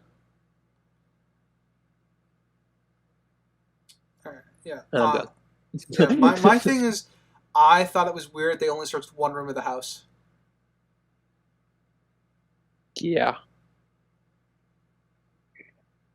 One that we see, but I agree it would have been nice to see them go through the whole house. Because they just, they searched just this one room and then they agreed, like, no, Grandma's just like, no, can't find it. I'm like, oh, okay. If you say so, Grandma. They could only gray out one room. Yeah. Maybe, yeah. They could only afford to gray out one room. It's the one room Aggie knew the book would be. It would be nowhere else in that house. 100%. I would never put my book. Also, though, it's weird how vague they are about how long ago she lost it, and then they're very specific about it, like, because later on, because Gort says, like, 50 years or whatever. So, like, I lost that decades ago. Decades. Oh, I saw that 50 years ago. Gore just has a really, really good memory, I guess. You know what? I think I'd appreciate Gort having a good memory more so than Aggie. Since we seem to be talking about Gort here, should we just go into the next act? Sure. I think. Is there anything left? Oh wait, I want to talk. There's the we didn't sombrero talk about scene. we didn't talk about Luke reverting back. I don't like that. Why didn't the house change back as well? It's individuals. That's when it's I'm not. gonna do it. Except, I'm gonna except do when it's not. a swoosh sound effect of the ball going into the hoop with what Ryder just said. That's why I don't like it. Yeah, it's the house. It's, especially since it's accidental. There's no intent behind it because we see the new points and stuff later. This just makes they also didn't point. That's another good point. It just changed him back, which was very weird, and nothing in the house changed back. So look, Marnie's just a lot stronger with her powers than we think. Okay. Yeah. I wouldn't consider that as strong. A random spell working. Yeah, that's wild magic use. That's just luck. That's just falling with style. Yeah. But yeah, that's all I got. We can move on to the almost score. And then we got. I love it's a little bit cringy, but I like it. The whole sombrero scene with David and Sophie. Sophie's just got that creepy smile. Yes. It's in Act 2. No. So yes, because of Fade to Black commercial break, which is kind of how we structure this, into Act 2, going up to Gwen not being able to take her mask off, and another Fade to Black. Yeah. Hello, I wish my brother George was here. What does Cal's dad have? Like, his Golem dad have a name? Alex. It's Alex. His name is Alex. Alex. Okay. Alex. Yeah. Alex. Yeah, Alex shows up. Alex the lion. Alex just shows up in a frog costume, which is kind of funny, and if a bit awkward. It's a little on the nose. Yeah, A little too much on the nose. It's little very, on the nose. very on the nose. Green your favorite color, lime ice cream, croaking, dropping a frog to the costume. Lime. I feel like also, I mean, lime ice cream. That's the most disgusting thing I think I've ever heard of. Oh my god! Thank you. I don't. I can't ever imagine most people ever going, you know what I have a craving for? Lime ice cream. Listen, if strangers show up to your house and it's the first time you're going to meet them and they bring lime ice cream, I'm going to be honest with you guys, that's a red flag. You're in for a bad, weird night. I will say, if the tub says lime ice cream, I'm in agreement. Yes. If it says sorbet or sherbet, it's not a problem.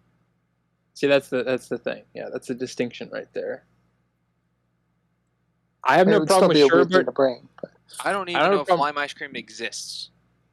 Yeah, that's the weird thing with most fruit stuff. It's usually a sherbet or something. They're not like because you have to put the cream, and stuff in there. Because I think citrus is kind of weird. The only one I know of is like orange ice cream. Mango, is it orange ice, or is it orange flavored ice cream? I don't really. Creamsicle. But... Yeah, creamsicle. You got orange Julius. But yeah, there's not really a lot of lime or lemon or watermelon. Mm-hmm. It was blueberry. The blueberry? Yes, blueberry ice cream, everyone's favorite. Hey, blueberry pie ice cream sounds pretty good to me. So what do you think of Gort's way of talking? It reminds me of when... Gort's gray spell talk I like. I like it better than his regular, yeah. It reminds me of when in little Looney Tunes cartoons they would reference Liberace and how he talked. That's what it sounds like to me. It reminds me of Droopy. That reference just went way over everybody's. But I stand by it. Yeah, very. I got matching pairs of socks. You want to help me match them? I find it rude that Alex didn't say thank you for Dylan accepting to babysit. Yeah, that was a little. I mean, he didn't care. I mean, he doesn't is a care. Frog. He was never learned manners when he was a tadpole. So. But he's usually not like chowing down ice cream or going crazy with color green. He's being nice. He's dishing it up. He's handing it to kids. He's being a decent person most of the time. I would imagine he knows how to say thank you. Or at least he's faking it at least very well. Like the intelligence of a frog. Or frogs. Frogs, yeah, multiple. Yeah, because one just can't, one doesn't fit into the whole man shape. Okay, you got to have multiple to make up that form. I'm a little disappointed. I'm sure Crimson will be too, because we watched an episode of a show where they had golems in it, and they didn't follow the same rules, which is that's disappointing. Yeah. Different I magic. actually have 2 show references for golems, and didn't fit any. Yeah. I don't. Yeah, it's just very much like, hey, golems exist. Here's a golem. Yeah, that's how that works in this world. Yeah, you know what? I'm sorry I was asking for too much, Disney. As always. Frogs is an interesting choice to make a golem out of. Yeah. Would anybody else kind of want a scene of how that worked? Just to, it doesn't even have to be accurate. I'd want a scene, but I don't know if they would have had the budget for that. Yeah, I think it's the Disney-fied version of the prince is the frog because he's trying to be all charming and romantic with Gwen. I kind of wish. Does anybody else kind of wish though that it had worked out in the end? Because I feel like he's actually a pretty good guy overall, even though he's doing it for nefarious reasons. Way too good for Gwen. Okay. Okay. Alex is better than Gwen. I mean, as soon as Gwen finds out she musters She up the kills smell them. and turns them into a pile of frogs. Like, she kills them. Well, kills the essence. Well, he of wasn't them, really at least. a lot. Yeah, as Alex, yes. He has I don't think sentience. all the individual frogs are Alex. Well, make up Alex. Okay, that's the other thing with Gollum. We are that's- Venom. Okay, I wasn't gonna say We that. are Alex. We are Alex. No, not gonna say that. We are. So there has to be like the frog is just the form to make Alex, but Alex exists without the frogs, technically, right? So. Without the frogs? Well, okay, so the personality of Alex isn't the frogs, but the frogs is how he has a form, right? I'm writing for Disney right now. Sure.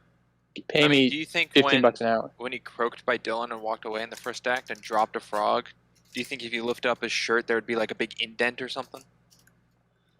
Like, isn't that part of his Missing mask that spot. fell out? Probably. Well, yeah, we never see him not wearing like long sleeves or not showing it. He's not showing a lot of skin. Let's just say that. Probably because it'd be green and slimy, but I don't know how the Gollum effect really works. I mean, even the picture book of the Gollum, it's a frog. well, so in folklore, it would be they don't usually use live beings when you're making a golem. You use like unalive elements. Yeah, most so people use stone. Rock, mud. yeah, dirt. Like, yeah. Was Yeah, so they usually don't manifest into actual human. They're well, just no, like they're just they're bipedal. human-esque. They're Yeah. human-esque or something, or human-like, or a good term would be a homunculus. Yeah, but no, it's so that's a. I agree with I think it was Ryder, who it's like 2 minutes ago and I've already forgotten, but it's like a frog, or maybe no, I think it was Sprinks. He said like it's the prince of I thought Disney, that was advertised like yeah, a fairy tale. yeah. So that's obviously what they're going for, probably with the selling it. Unfortunately, I think it breaks a lot of the rules of how a Gollum would actually be created, but we'll go with it. We don't know Being the rules the of this Gollum world. we've seen in this world, yeah. I think there is one in the third one, but I don't remember. And all I know is if there is one in the third one, the rules are entirely different, and they Yes, don't if we follow get this to at the all. third one, we can affect it by this one since this came first. Yes. But yeah, so it's weird, and I would have liked just for giggles, I would have liked to see how it was done because I think it would be funny. But obviously, the budget and it wouldn't have answered any of my questions, so I'm fine with it. It is an interesting choice making him British. I don't know if that's because he's a limey, I guess, maybe. adds to his charm. Well, all the British I people are find it- evil. I find it Silly odd woman. that Marnie and Aggie came into HalloweenTown the same time, yet Aggie's turning gray and Marnie isn't. She's I had feel like- more time in Halloweentown More connected. as a person. I don't know. There's I- not enough for maybe- me to read into that though. For whatever reason, I remember that there was something like involved with like hope or like losing hope with that, and then I was really disappointed when I watched this that wasn't in there at all, and it was totally random. So, because that would have made more sense if like they were just sort of gradually losing hope and it happened to them, but that's not in Because here. she even says it's draining our powers, which she's telling to Marnie too, so it's affecting Marnie in some way. At least that Grandma Aggie suspects. That's But a Marnie She is- did make the spell, so she would Mar- probably know. No, Marnie is a greater witch than Aggie.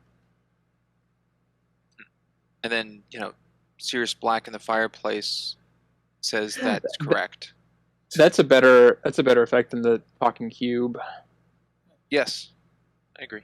They should have done that twice instead of the other one once. And I think they should have just had the pumpkin talking like Cal. no. No.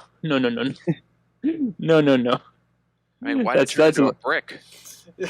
It's boring. My notes are exactly Cal calls through the fire to antagonize and be creepy, controlling, villainous simp. Yeah. Simp.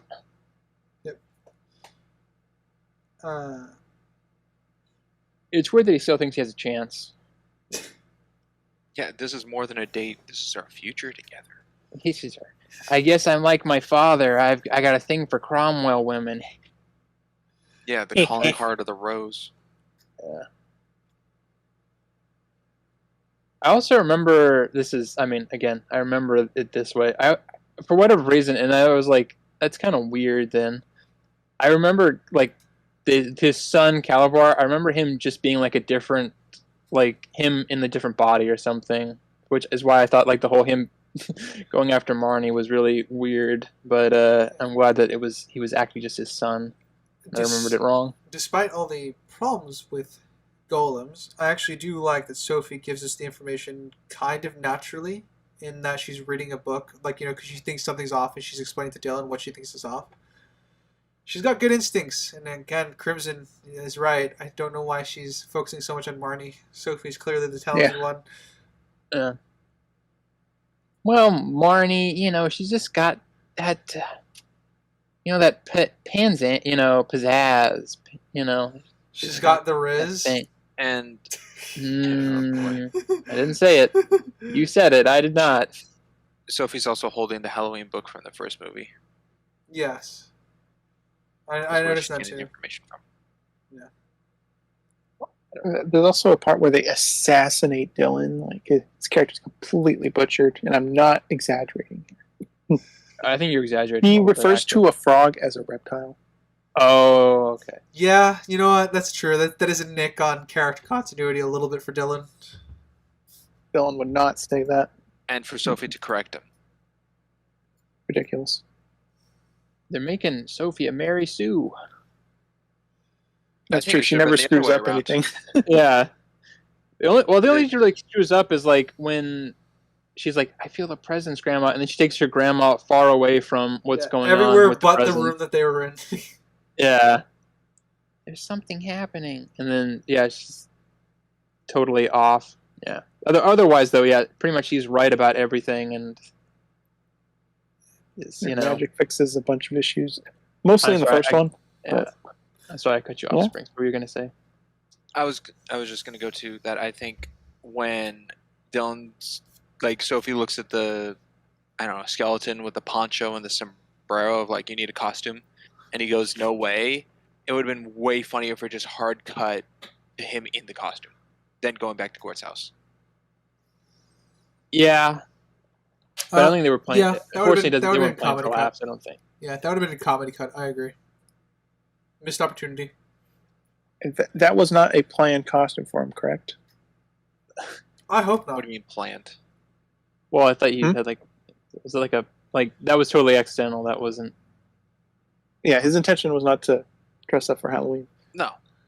So, I think it would be funny if it was too small for him, and he was wearing a super small outfit. Oh, or too big for him. Yeah, it wouldn't fit. Sombrero keeps falling over his eyes. You could definitely play. You could play with that a little bit for sure. No, you can't. It's Disney. He's the same size as the skeleton. Yeah, he's Benny's long lost son. You can tell when they introduce time travel into the script in my notes. Weird. Yeah, I literally. Benny, could Benny have kids now in the Great World? Maybe. Or is it like a Barbie-kin situation where they technically don't have genitals? I don't think it's flat down there, but I don't know if he's sterile. I don't know the situation. I don't know. There's something so off-putting about sterile. I don't like it, but it fits. It's also weird to me that in HalloweenTown there always seems to be one of every monster. There's not like a grouping.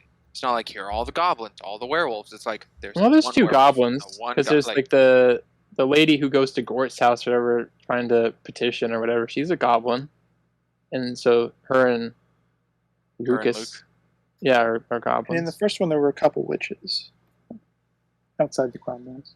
Yeah, I will say the only thing just the town. They do have a whole world. So yes, they do. Yes, they do. The other thing I don't, a little bit of a minor, I don't know. Maybe it's a big plot hole or something or not. I don't know. But when they first go to the town, I know I'm stepping backwards. I'm sorry. They have like a bunch of people that that are like the quote unquote like monsters, right? Like Lucas or Luke, he turns back into like a human. He's not a goblin looking anymore. But there's a bunch of them that still look like monsters and stuff. Is it just like it takes longer, or is it? Well, I think it's just like being slowly distorting them because the color is gone. But like when they bump into Luke, he's still got his ears, and then some of the other monsters are like tall, so it's like one of their next two steps is just getting shrunk down in size, or maybe their head's going to shrink, or it's just like they're a couple steps off. So they still have like some monstrous proportions to them, but I think that just could be it. Yeah. What I don't like is the time travel situation where they first jump back and they see them past selves who don't know them, don't see them, and I'm like, okay, fine. Hold on. They're in a bubble. Let me add to the scene. Remember, they immediately conclude the spell didn't work, even though they jumped back in time. It didn't work the way they wanted it to work. Well, to be fair, their surroundings hadn't changed, so no. Also, for some reason, they were in a Barney different is spot. now on the opposite side of Luke. So I don't know how time travel moves you in a spell. Yeah. When they first started talking about time travel, my first words were, no, don't do this. Don't bring time travel into this. And you know what they did? They brought time travel into this. The best version of time travel ever seen. Okay. No, actually, on the contrary, one of the worst. They go back. They see their past selves talking to Grandma Aggie. It's okay. It's like, okay, didn't work, whatever. They start talking to the spell again. They go back in time to a caveman who notices them. That's when I hit, this is a problem. Then he writes it in his caveman journal, saying, I saw some witches today. Not the fact that they did this at all is a witch and a problem, goblin. but the fact that the persons perceived them is the problem. Yes, the fact that time travel in this doesn't work is just observation. It works as actual physical presence because the caveman saw them. If the caveman didn't see them and went about their day, then the time travel is certainly just observation points. But actually, being that it saw them shows that their past selves when in time, because unless they're making opposite timelines where the first instance they weren't present, to then upon showing it that they are, and they weren't there the whole time or whatever because time travel, that means they didn't see or hear them talk when they went back in time. The actual bigger problem than that is the fact that they're in HalloweenTown and they went back and there was a human there, which technically they've created this dimension. It's true. Yeah, they're in a different dimension, so problem. If they went back that far, this would just be nothing, I think. How would I know that caveman isn't a monster? Because it's they not been created the yet. universe. Yeah, they explicitly they created the universe. Yeah, the universe was made from scrap. From scratch. Do we know what time it was made? Well, 300 years they wouldn't ago, be right? cavemen. They wouldn't be cavemen. That's. It was when they had the human monsters war or whatever. I don't remember what year that was. Yeah, they don't. I don't know if they ever definitively say. But if we're going off the fourth movie, it would have been like the 17th century, I think. Yeah, so 300, 400 years ago. I thought there was a reference to that in this film, but I don't remember if that was this film or the first film. Aggie's bag is centuries old. Yeah. I got that. But did monsters exist before the realm? Well, yes, that's why they the created the realm. Yes. Okay. Sorry. The creatures and the humans could be separate. I don't see so much as a problem because we don't know if that's actually a cave human man. They created the reality that they're in, though, Springs. Yeah. They didn't go through evolution there. That's what we're saying. No. How do we know that's not just like a simple-minded monster from the past? Because that's in a different reality. They explicitly say that HalloweenTown is in a different reality / different dimension. So they are time traveling within this dimension. Yes. Right. I'm just saying there's a caveman monster. Yes. Yes, but the dimension is not created until after that time period. So I'm not unless saying to the point time period of human caveman. I'm saying that what I'm seeing here is that cave person is a time period before Gort's house was made, because they're in the same location, and it's just some monster in that realm. okay, but if the monsters are capable of creating their own realm, they are more intelligent than cavemen. They've already advanced beyond that. You can't have one without the other. That's what I'm True, saying. we haven't It's gonna seen- be a one black-minded. We haven't seen any unintelligent monsters so far. Kinda. Kinda. I mean, What do you? We've seen dumb, like there's the werewolf barber who's just like, oh yeah, just burn Oh, he's people's hair off, eccentric. like. And then there's Luke who's just like whatever, walks around. There's nothing. I will say this: he doesn't have any pointed ears. Doesn't have anything that would define that caveman as a monster. We don't get any primitive monsters. None of them act outside the norm of any other creature. I'm okay. What I'm getting is a 3v1. I'm being 50-50. Could be, could not be. It's never stated to be human. I think this is closer we're gonna get. Okay. All right. We got So more to back, talk about that on time travel. So So the time travel's broken. Just from the get-go. Oh man. Because since they've introduced time travel, one of the solutions they have is just go back far enough to get the book from Aggie's house. whoa. Yeah. What a concept. I know, right? Very, very shocking. So they don't have to search through Gord's place at all. They can go back in time, get the book from Aggie's house, and nothing would happen. Only thing with that is that they have to get to Aggie's house. Which they can do. They're not trapped Well, in no, a but particular Cal- location because Cal- They're trapped in the house. no. Cal stops them. When you time travel, the point of that was they break the spell and can leave the house. They theoretically should be able to leave the house. Otherwise, Cal's Okay. spell Never is mind. Yeah. unexplained. Go before Gort's house was made. Go to where Aggie's house would be. Jump forward in time. Yeah, like I said, time travel breaks everything, as it usually does when introduced to any plot. So I don't recommend it. It's just... So then when they go back in time, Luke's gone. Don't know why Luke's gone. But Cal is being there. that Gort's house, being that Gort's house is still not messy, I think this shows that it's ahead of time where Gort, Aggie, Luke, and Marnie aren't present, and Cal's here actually in person rather than appearing. Well, Cal says they're in limbo or something. Yeah. He put them in. He put them in stasis. or whatever. Yeah. Yeah. Cal Put them on explicitly pause. I think is what he says. Yeah. So first off, I don't know how the fuck is Cal here. He came here at this specific hour, this specific day, this specific second in order to have this chat. Is this a part of Aggie's private spells? Is this something every witch can do? Every warlock can do? I think only those with the book. Because I don't think Cal looked at the book for one particular spell. I think he skimmed through it and saw a bunch of stuff that he could do. Oh yeah, no, I'm not saying he would restrict himself. I just think it's lucky that he's here, is my point. In all of time, in all of space, in all of everything, in all of whatever this reality is, he just happened to pick this moment to trap where he finds Marnie, where their paths intersect. It's a problem because we don't know.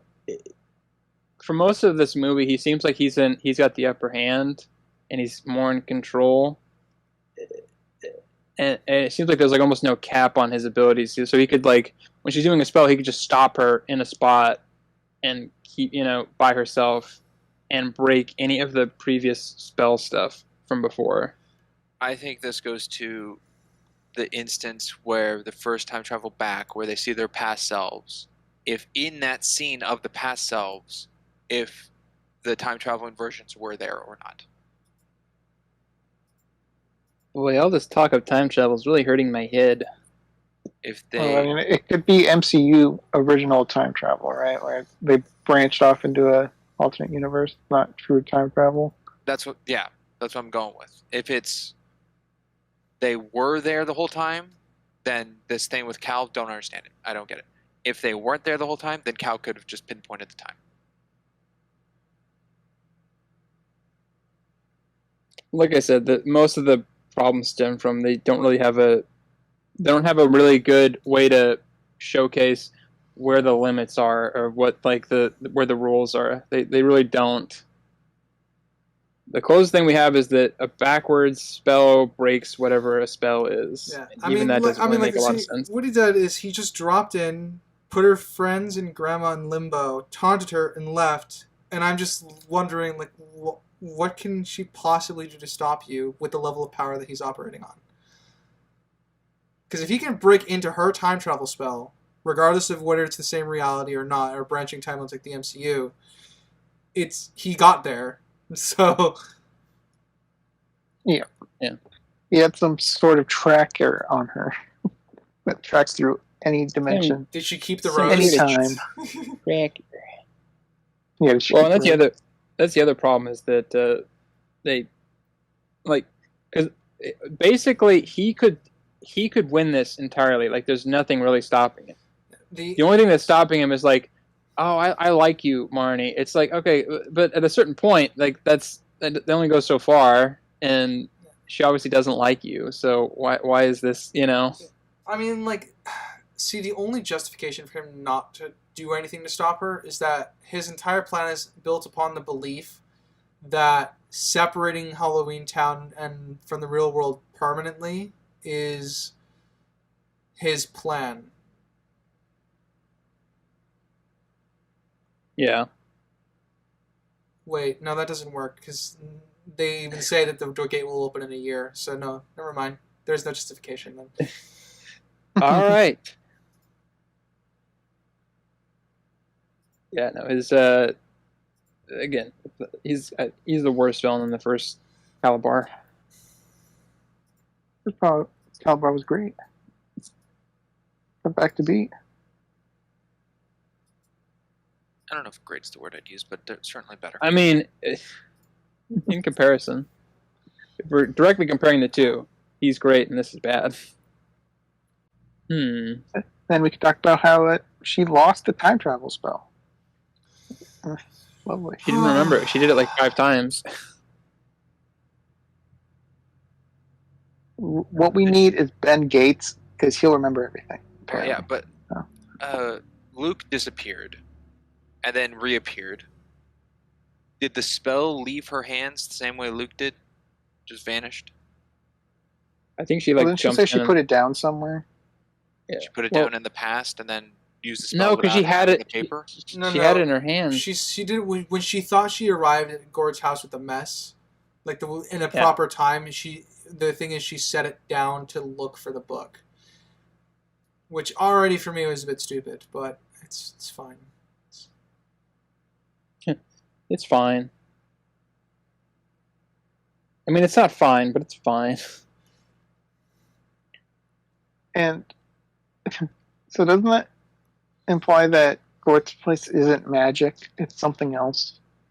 The fact that everything appears there. Because he's still not magic? Well, my point is the gray spell prevents magic, but his place is still receiving magic. The time travel spell's magic. Oh, no, they're in the timeline before the gray spell. That's why he's not gray right now. No, but he's saying talking about it's before gray. they started. Yeah, it's gray when they use the time spell, so technically it wouldn't work in there. It shouldn't work. Yeah. I'm confused. The time spell wouldn't work in the first place? Yeah. Because it's already gray. It's not like it's not like they go. It's not like they're in a time where it's not gray. It's already gray when they get there, and as far as we know, it's been like that for a bit. I mean, okay. I'm real confused. Okay, What do you mean? So at the beginning, before the time travel jumping even starts, the spell wouldn't work because everything's already great in the house. He's no longer getting lost items from around the world at all. Yes. Yes. So- Okay. Gotcha. That means Nothing's the magic. coming in. That means the Yeah. magic is not working, is what they're saying, and that means therefore Marnie's spell wouldn't work. Am I right Why so wouldn't it far work? for you guys? What are you guys explaining? Yeah. No, you're. Yes. Yeah. Okay. Well, it wouldn't work So because because the the magic house isn't isn't there. receiving any lost things, no magic can be done inside the house.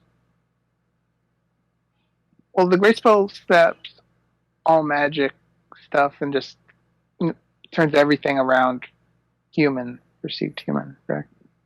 So Yeah. it makes sense to me that no magic could be done in there other than Cal's magic.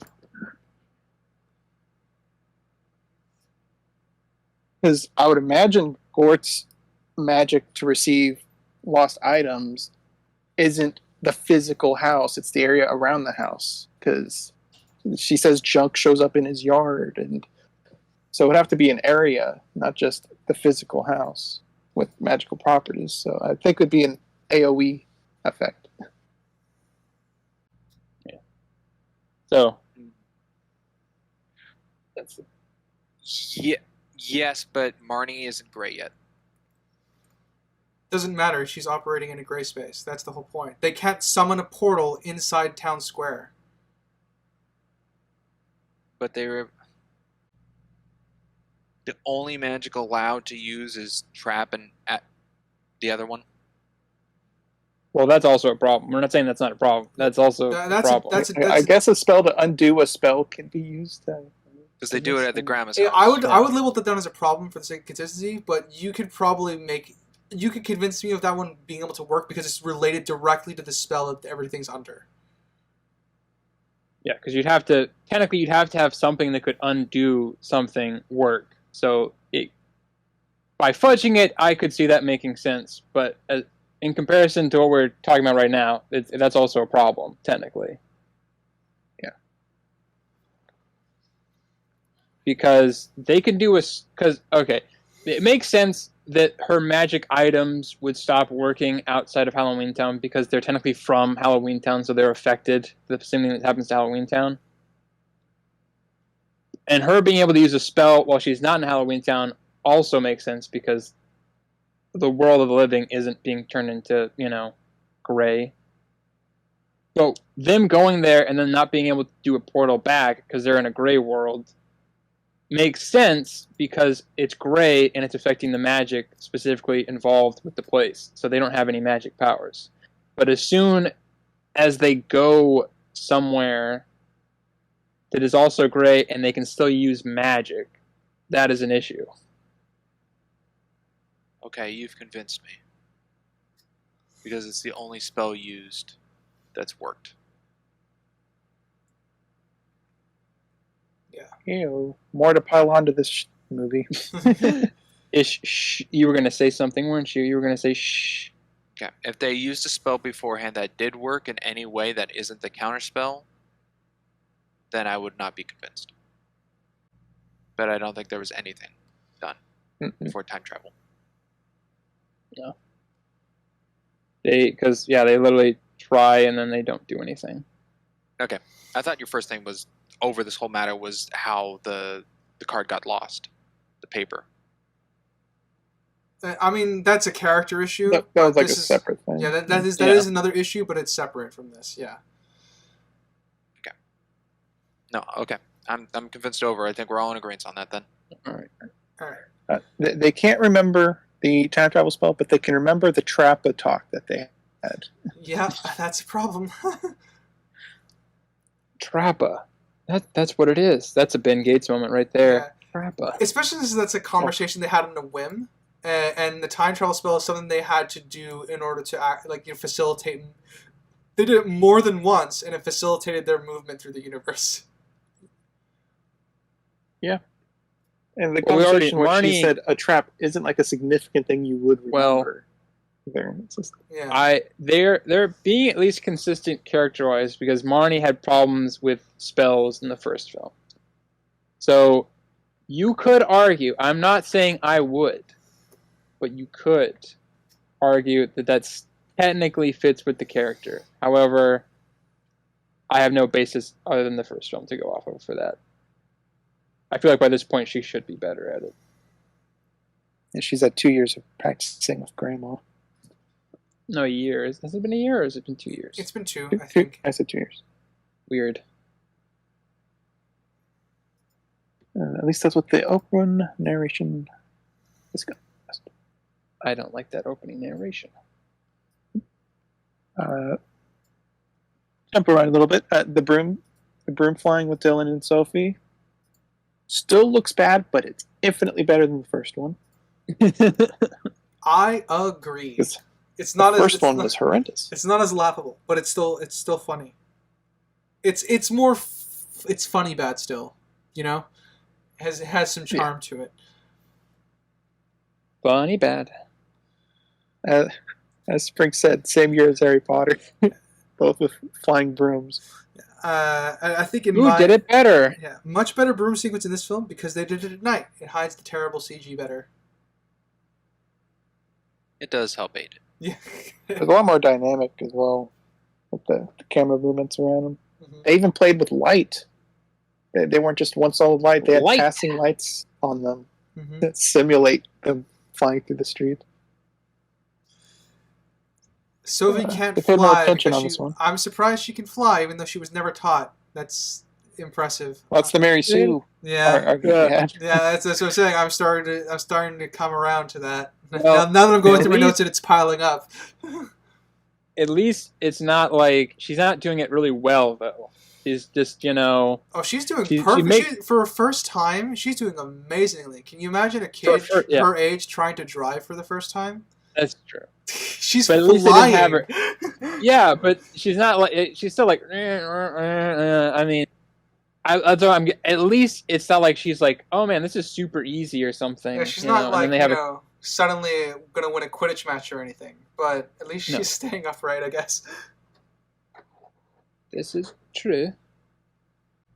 But yeah, no, they're back in time and they make court, and court's like, get out of my house. And they're like, no. Pretty much. We're going to abuse you by turning you gray and colored. And he's got a pet roachy. Yes, Spike. The classic dog name. Isn't he just an adorable puppet thing? No. It's all flashy and no. No, he's not. In fact, I hated him. I wanted him dead. I would have smashed him like the bug he is. I was impressed with Kalabar with a K buying this book 50 years in advance when it would be useful. Yeah, I'm very lucky that he went shopping there. Keep forgetting time. I mean, wouldn't you? Whenever he has an occasional yard sale, because I'm assuming he does have a yard sale, just not to the extent that the gray version of him would have. Well, doesn't he like to keep his junk? Wasn't that? Yeah, that's a weird thing. Yeah, but he still sells it, though, right? We never have, except for him being gray, and then him saying that he sold the book. We have like no instance of him giving stuff away ever. I don't know enough about his character, so I'm gonna. He's literally he's only in this going movie. Off of Aggie's description of him, he seemed like someone who would keep his trash. But we don't know. Well, but then again, Kalabar is a very talented warlock, so maybe he used some sort of magic on him to. He also was theoretically very persuasive. I mean, he was running the town for quite a long time. Mm-hmm. So. Yeah, not sure on that. Dylan gets called El Geeko. Very original. Hey, it was 2000s. I mean, he's tried before and it's just failed. So. Hey, he keeps keeps going though. Yeah, that's one of the reasons I like Dylan. Is he just powers through that stuff. You know. We could all use that sort of strength of character. It's true. This party. It's a high school party with parents invited. Very weird. Probably one of my favorite shots is where they're talking to Alex and Gwen, Dylan and Sophie, and And you just see a guy just awkwardly dancing in the background, wearing like a 70s like suit or something. It's so good. That's fair. I love that Dylan just breaks out into like fake dancing. Yeah. He's earned it. I found the part of my notes with Spike. Why did Spike not just disappear from reality? Because Gort didn't know where he was. Oh, Spike, there you are, implying he didn't know where he was. Well, yeah, but then if he's lost, he just ends up back there. Yeah. No, he set those rules. If something gets lost at his place, it goes away forever. Oh, okay. How do we know Spike got lost there? Because he goes, Spike, there you are. Yeah. Oh, yeah, but Spike could have been lost at like in town. I guess that's true. There's a little bit of a gray area there. Pun intended. That's fair. He could have been lost outside of the house. He took him out for a walk. And then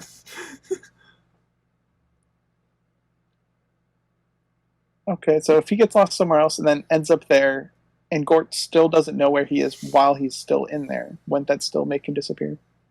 Wouldn't that make... Wouldn't everything disappear? Yeah. Well, no, because he doesn't know where the other stuff is before they get to his place. Well, but like... The same goes for Spike. Yeah, like, okay, so if he's like a pile of, let's say, drapes or whatever, right? There's a pile of drapes, and they're covering an odd assortment of stuff, right? Wouldn't they just eventually just fall to the floor because he technically doesn't know where that stuff is anymore? Oh, yeah, that would explain why his house isn't always full. Yeah. Because he can't remember everything he has. So they just fade away eventually. I think Spike showing up in the house proves that he didn't get lost in the house. Well, it does, but he's. I think what Crimson is coming on is a bigger point that the rules are not functioning right now technically in this situation. Because by the rules, Spike would be gone somewhere else. Yeah. But the moment he is forgotten, he then shows up there. By then, he's still in the house. He's still forgotten by Gort, which would still then make him vanish permanently. This is a matter I'm not convinced on. I feel like it's pretty clear. No. All right, why aren't you being it, I guess? I'm not, because forgetfulness and losing something is the same, but just because something's lost and gets sent to the house isn't continually lost until found. That means Gort can't lose anything ever because it'll just vanish. Yeah, I don't see what the problem with that is. The problem fits the rules of his house. Spike is a thing. Spike is here, showing that doesn't work. Well, if you're saying that he got forgot somewhere else and then teleports here, that means it does work. Yeah, but you're saying if it's still forgotten until found, it would have gotten here and then vanished. Yeah. Which didn't happen. Just because it's something tied to Gort, yeah. If Gort forgets something of his own, it should just poof out, following the rules of his house. That's why I'm not convinced. Otherwise, the Spike scene would... So you're saying the Spike scene never needed to be done? Well, that's obvious. I don't think that needed to be in this movie at all, but... In the rules of his house, yeah, Spike wouldn't exist to the audience. We would never see Spike. I don't know what else to say on the matter. Okay. Okay, well, we'll move on. Not a big deal, anyways. Parents are turning into monsters, and cats are marrying dogs. It's anarchy over here. Yeah, we're about to. Gwen not utilizing any of her magic abilities. No, she used it once. She turned them into frogs. I mean, in relation to Cal. Yeah. The mask gets flipped on her and she doesn't do anything. All she does is just stare at him awkwardly and then lets it happen. She doesn't know how to reverse it. Yeah, she doesn't know the spell. What's the mask flip spell? I don't know it. El Flippo Masco. Flipendo. There we go. Did he say anything when he just flipped the mask? No, he just moved his hand. He just shot a lightning bolt at her, and it just. She technically. So that would mean it's like a standard spell then. She technically had the mask on. Yes. She wasn't. It wasn't covering her face, but she was wearing the mask. So by virtue, He had the mask on. It superseded her just not having it over her face, I guess. Actually, because of this whole thing, and Alex being Cal's dad, and probably being a part of everything, do you think he's a frog just so he can turn into a huge frog? Maybe he might just want to be a big frog. That's fair. It might be. I feel like if I was a bunch of little frogs, all I'd want to be is one big frog. That would be your big dream. Turn into a big frog. That would be my big frog dream, yeah. You heard it here first. Sinister's Big Frog Dream. Coming to theaters soon. I think Marnie and Luke were a bit cruel to Gort by converting him back and forth because he's conscious the whole time. Yeah, I agree. That's a torturing. I think he could get them arrested if they had a legal system. It doesn't cause pain though. Well, no, but they're forcing something upon him he doesn't want. I guess you're right. And there are cops in, at least in the Benny video that was being shown. Well, there were cops in the first one as well. They just didn't do anything. The classic thing for our podcast: cops and security not doing anything. It happens a lot. Happens a lot. Movie logic. I didn't expect a movie for this though to go into non-stellar black hole explanation. Yeah, not the strongest. That's a bit much. For a movie like this. Yeah. I have no idea how that room works because they start apparently like in the year 1000, I guess. They have to work their way back. Yeah. Well, this is the thing. This is after the so-called caveman thing, but before everything else. Yeah. So after the third time where it was talking to Cal in person, she went back in time. Of course, because it's before the gray spell. But being that the time period only starts at a certain year, and then they go forward in time, the first date that appears in the closet is 1430. Maybe that would have been when the wizard invented the time machine.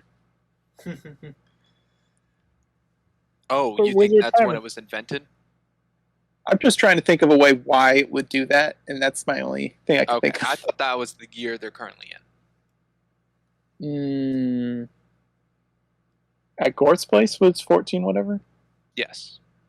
No, because the grandma Possible. bought it decades ago, and he says he sold it 50 years ago. So Not the book. The book's probably in her house right now. No, because he sold it. Oh, you're talking about when they go. Okay, never mind. Sorry. Yeah. Before the time travel, when they get on the broom. I don't know.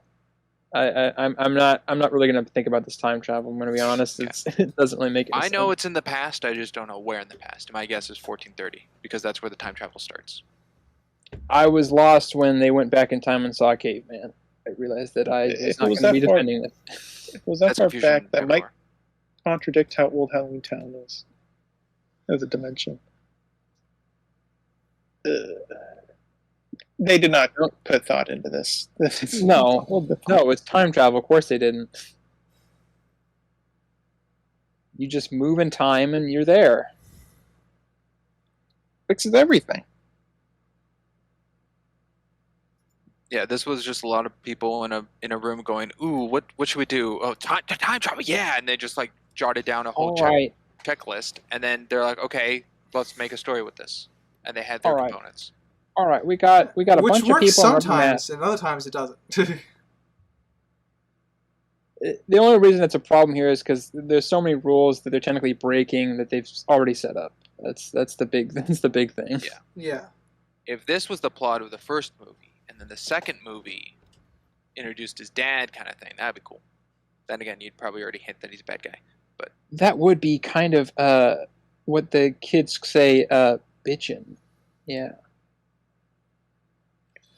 Also, I don't know. Also, Gwen just turned Alex into a frog, and nobody around them cared. No. He was wearing a costume. No, just they didn't care when they got turned into monsters. They're not going to care about a bunch of frogs. They didn't. Hey, I'll they have didn't you know, care when they Cindy came cared out a of lot. Monsters. Yeah, that's true. They were just like, oh, cool. Cindy yeah, when cared, they came out and of the Monsters, announcer. they just went, "Oh, that was weird." My teeth won't come out, and I'm thirsty. Where'd my other eye go? I will say, I think the best makeup costume for this is Gwen. Gwen has the best look, I even though it agree. doesn't really match. Yeah. Her witch hag thing looks Yeah. good. I was impressed by it, I'm sure, when I was a kid, and I'm impressed by it now. I don't think I have anything else in Act 2. So should we move on to Act 3 if nobody else has anything? I have nothing else in Act 2. I guess with that, we'll... don't have anything either. Yep. Okay. Well, actually, one little thing. I think it's comical just the way it's done of overlooking the crowd. Oh. And Gwen's the only one turned backwards, and then the camera just zooms in on her. Yep. And Just looking at Cal. I wrote down in my notes that Assassin's Creed rules apply. No one looks up. No one ever looks up. Though to be fair, in a place like this, it is distracting enough for people to not look up. More distracting than in other places. Yeah, you'd be a freak if you were looking up when there's a party going on. Okay, actually, I guess one more thing. Gwen put on the mask, saying she would have it on as a disguise. Oh, yeah. Even though Cal's the one that gave her the mask. Yeah. Well, remember, it's off when she sees Cal anyway, so it doesn't matter. Yeah, she takes it on and off. But she actually says she puts it on as a disguise. Which makes no sense. No. So with that, Act 3, very short act. Yeah, Mom can't take off her mask. Yeah, Mom can't take her mask to the end of the film. Yeah. Marnie got a specialized broom and tried to fly through a black hole. Yeah. Typical And stuff. succeeded. And succeeded. Did not Teenage get girl ripped stuff. apart.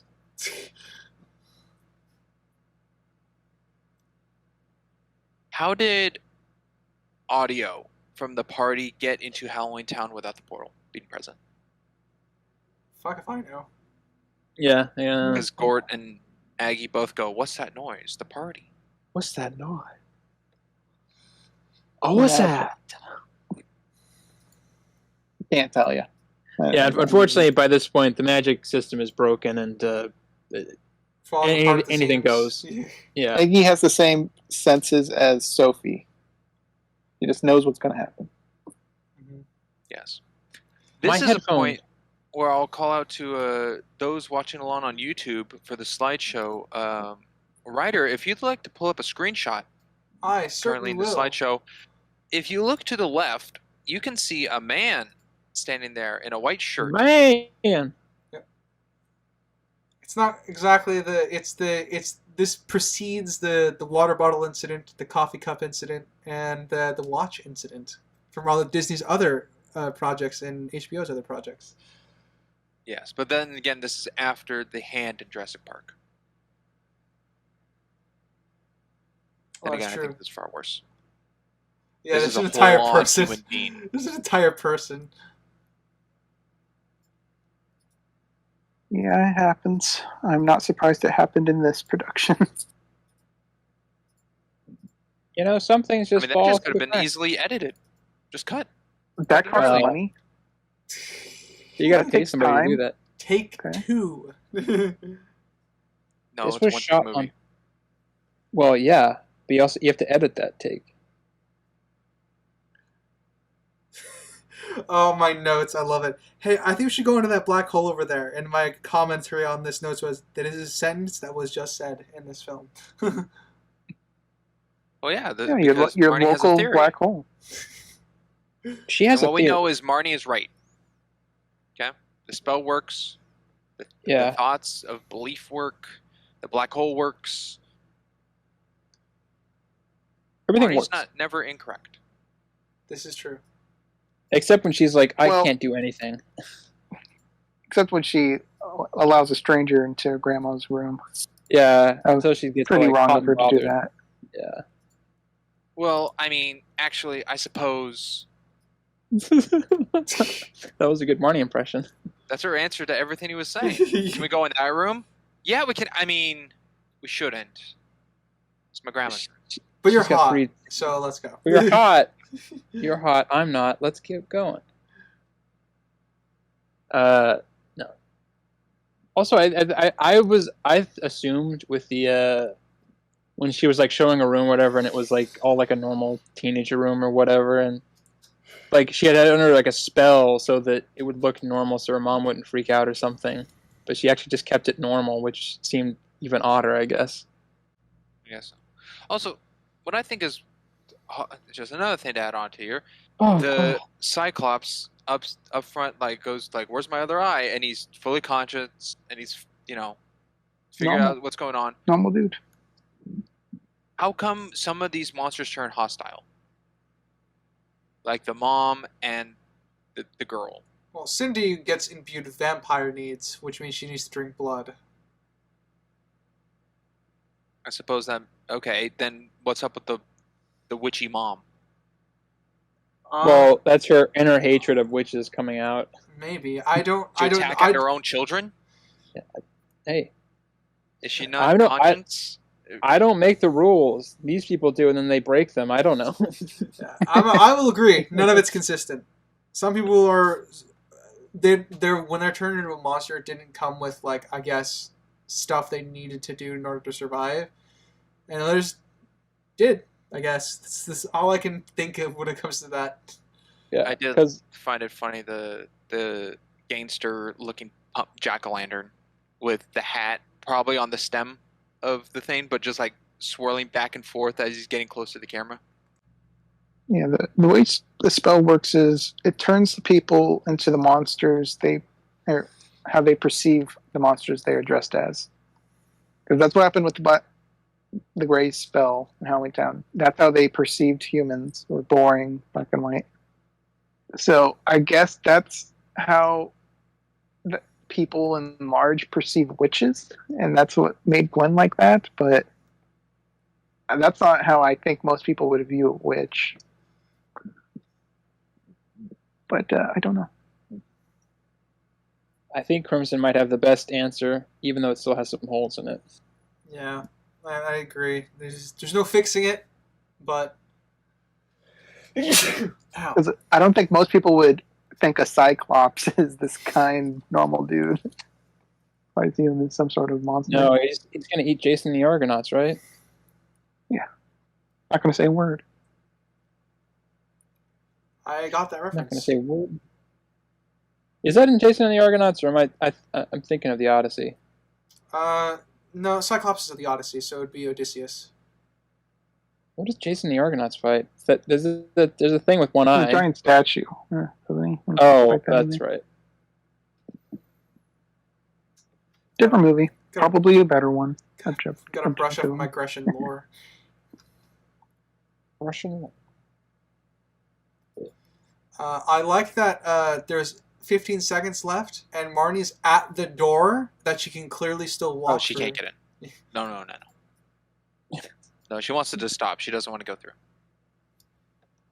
He's like, you Just know wants what? to watch it happen. I'll live in HalloweenTown, Ray. It's still better than my normal life. Well, I mean, she could turn everything now, so it's not going to be gray, but it's still... I like that they just leave Gort as gray as well, if they just forget about him in the back there. Granted, They do.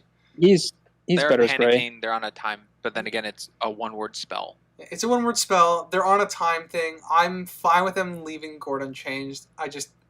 She could just walk through Do the you door. think it probably never crossed her mind? But do you think Gort changed back would have been more of a nuisance than keeping him docile just with socks? Get out of my house. Yeah, just I like him yell at better Gray. I like him better Gray, honestly. Not even just as a character, but just I think it fits better. Do you have a Uh. dustpan, perhaps? Wait, yes, I only kept the I- essential books. To answer your question, Spriggs, I don't know if that crossed their minds. No. No, I That don't could think be No, so. I don't something think you it could crossed say their they- minds. But There are a bunch of teenagers going to a party. I think Okay, it's better to keep that. Maybe it crossed the writer's mind to keep it that way, to not add in.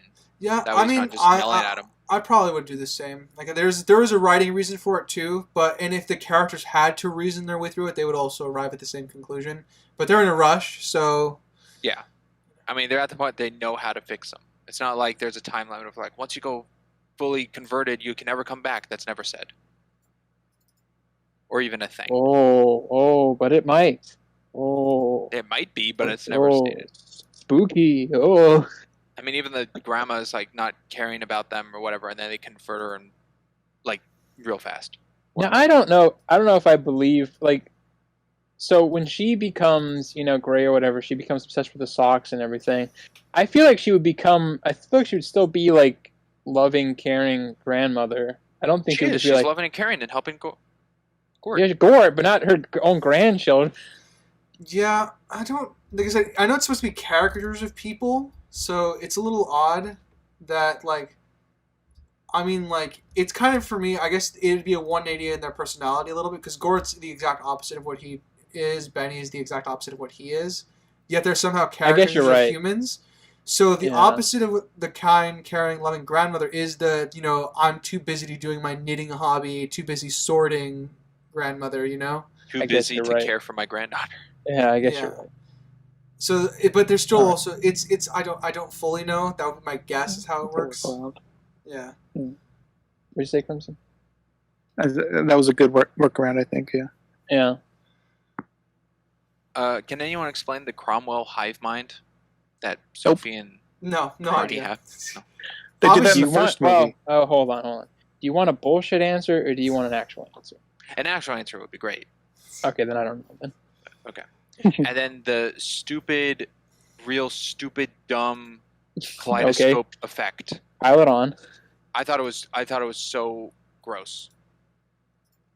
Did you hate it in Doctor Strange? No, because that was a montage of Sam Raimi. No, I'm talking about Doctor Strange 1. Doctor Strange 1? And I don't remember the scene. It's when the Ancient One just bops him into a bunch of fucking visuals. Oh, in the Mirrorverse? No, before that. No. Yeah, she throws him into a bunch of visual effects when he first sits down. He's, he doesn't believe in what they're offering, and so she just decides to scare him, punches him out into his astral form, and he goes through a bunch of visual effects. Yeah, okay. The kaleidoscope effect is there. I probably didn't care for it. Yeah, and I mean, it probably was under Doctor Strange 2, and I just blocked it out because that movie's terrible.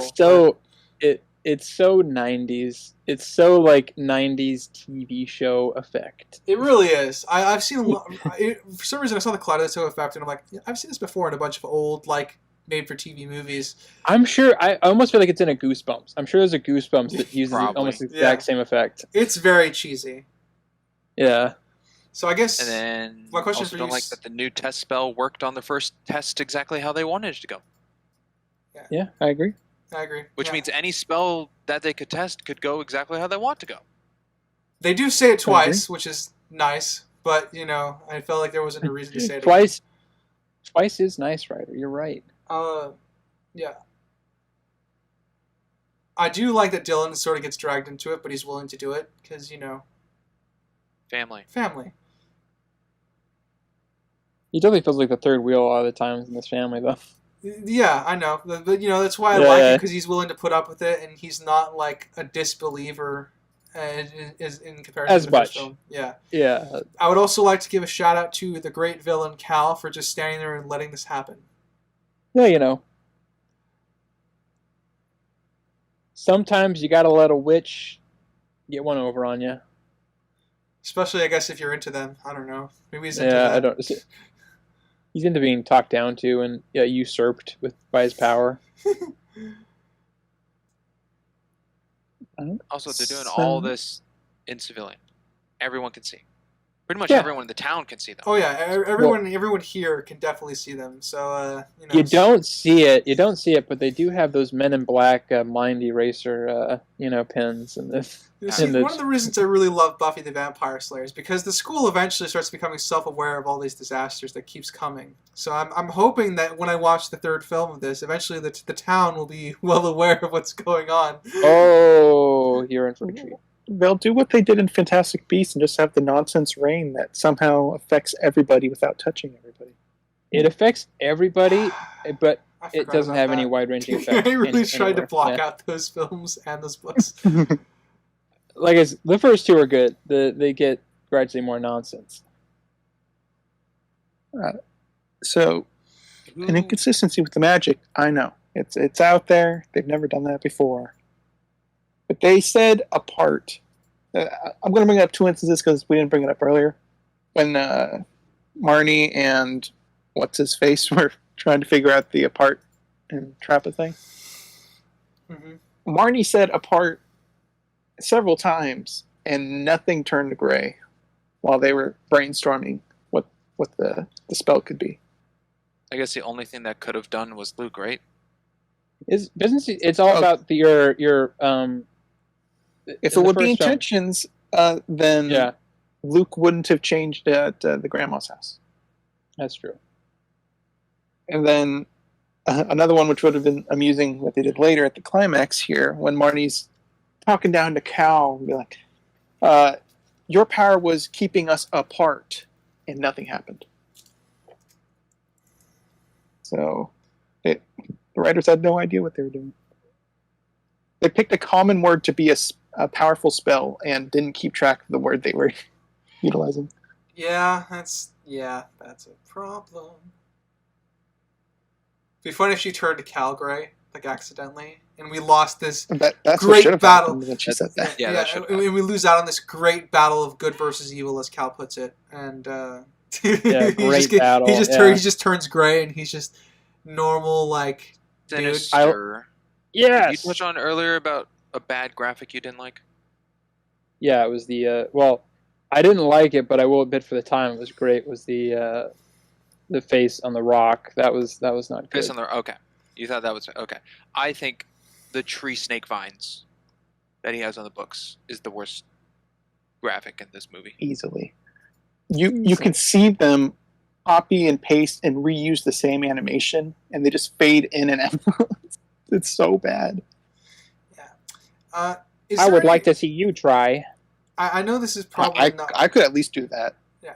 I know this is not a big thing, but is it weird that like the numbers on top of the portal to go between HalloweenTown and the mortal world, is it weird that the numbers don't reset to next year? Like, so it's like counting down? Nope, they're zero. You just stopped at zero. Yeah, they're just at zero. So well, they don't restart until Halloween. Okay. Somebody needs to input. It's an October countdown. Actually, execute. It's the only way. It only counts down on the day of Halloween, so that's the only time the portal is accessible. Yeah. In theory, before this moment, anyway, before all the rules are broken again. Really, though, it should be counting up then, technically. I mean, like, counting up to like Halloween, I guess. 24 hours or whatever, or 12. Is that counting down? Is it counting down Mortal World or HalloweenTown time? Mortal World. This one, they're the same thing. This one, they're the same thing. So. But 4 hours in HalloweenTown is 1 hour. Does the time, because there's two sides of the gate, is one the Mortal World countdown and one's the HalloweenTown countdown? Actually, that is the weird thing, because they say 1 hour of human time is 4 hours. Oh yeah, we touched on this. Yeah, they're both at 00 when Marnie walks through. So we see it once from the HalloweenTown side where it's at 00, and then when she's outside and Cal's looking at it, it's also at 00. Yeah, that makes sense. That they're both at the time of midnight countdown. Midnight. But no. By the way, when Marnie takes the books from Cal, there is slow motion, so it does even out. There we go. The animation? Yeah, when she takes the books out of him, it goes into slow-mo. So the sped up is not that odd. He's right, Well, no one remembered when I brought up the question, so. Well, you also, though, I asked you a question, and then you said you didn't know, and then you said you were trying to do a joke. Okay. I didn't know until I had it right now because I have the movie up in the background. Love my notes. And somehow I'm still the asshole in the situation. I don't understand it. It doesn't make any sense. I don't remember anyone calling you that. So I have my notes say this word for word, which is funny. Is good stronger than evil? Let's find out. And then I just put, what do the normies think of this glorious battle happening in front of them as they scuffle for books? Whoa, It's just a radical. show. It's a Halloween show. Yeah, maybe. This Also, is one of the worst endings of a movie ever. yeah, I would also like to thank A grandmother bold for claim, I mean. not stepping in to help Dylan or Sophie, for just standing there and just watching instead of. Well, she said, "Be careful." Yeah, she just got her powers back. Well, probably maybe she knew that like worse, she would have stepped in. maybe without the book, Cal was like a baby or something, so she just like vaporized him if she even tried or something. You put this image into my head, sinister unintentionally. I just imagine they're having this what's in the film, but the grandmother just appears behind Cal and just snaps his neck. That would be a better ending. In the most brutal way. That would be a better ending. I'll stand by that. I missed a detail. Uh-oh. No, it's not bad, but when they come out of the monster forms at the party, Cindy asks if it was a dream, so they all thought it was just a dream. So everyone did kind of get neuro-wiped. Is that worse? I feel like they... She said that. The Cyclops guy didn't. He did not play that off as a dream. He's like, welcome to the best Halloween party ever, huh? Maybe he's just like, that dream was way too real, or something. They all fell... Okay, so they wouldn't find it all weird that they all had a weird dream then, at the same time. Only if they all talk about the same dream later, yeah. I would not connect her saying it was a dream to everybody thinking that. We don't get anything like that. Yeah, there's nothing to connect those two things. So unfortunately, I'm fine with her thinking that it was, but I wouldn't connect that to everybody at the party. Well, Crimson, have it one way or the other. Come on. I mean, again, I don't know. We don't know. We'll never know. Cindy said. We'll never know. What I think is weird is that it's edited better than the guys in white out of the sock pile. Also, another question: is there a timeline under the sock pile? Is that where the closet is because it wasn't there before? Who knows? The sock pile. The sock pile was always always in the closet, and they come out of a sock pile. But when Gwen takes her mask off, I'm confused. A woman in a green shirt walks by and takes the mask from her. I guess they were supposed to be edited out in post, maybe. That's why they wore a green shirt. I mean, it's edited better, but you can still tell that this lady grabs the mask. Grabs. That's why when Gwen goes to hug Marnie, the mask is just gone. It was Cal's mom. She was taking her mask back. Yeah, at least they took steps when Dylan handed off his sombrero, like he was intentionally just giving it away. Oh, he just put it on some kid who just shrugged and took it. Yep. Like that made more sense than this. It's just as a Native American, which would clash with his outfit. Maybe he just kept it. He's just like, oh, it's mine now. Well, I mean, he just kept it, but he was acting like, oh, this is better. Also, rude of Grandma Aggie to say, thanks, Gwen, or whatever, we've got to go take care of HalloweenTown, and Aggie goes, okay, I'll be here for Halloween dinner next year. Yeah, like, now that they can drop know, in whenever now. Yeah, you can drop in whenever, and she's like, okay, I'll drop in a year from now. Yeah, it's pretty rude. I agree.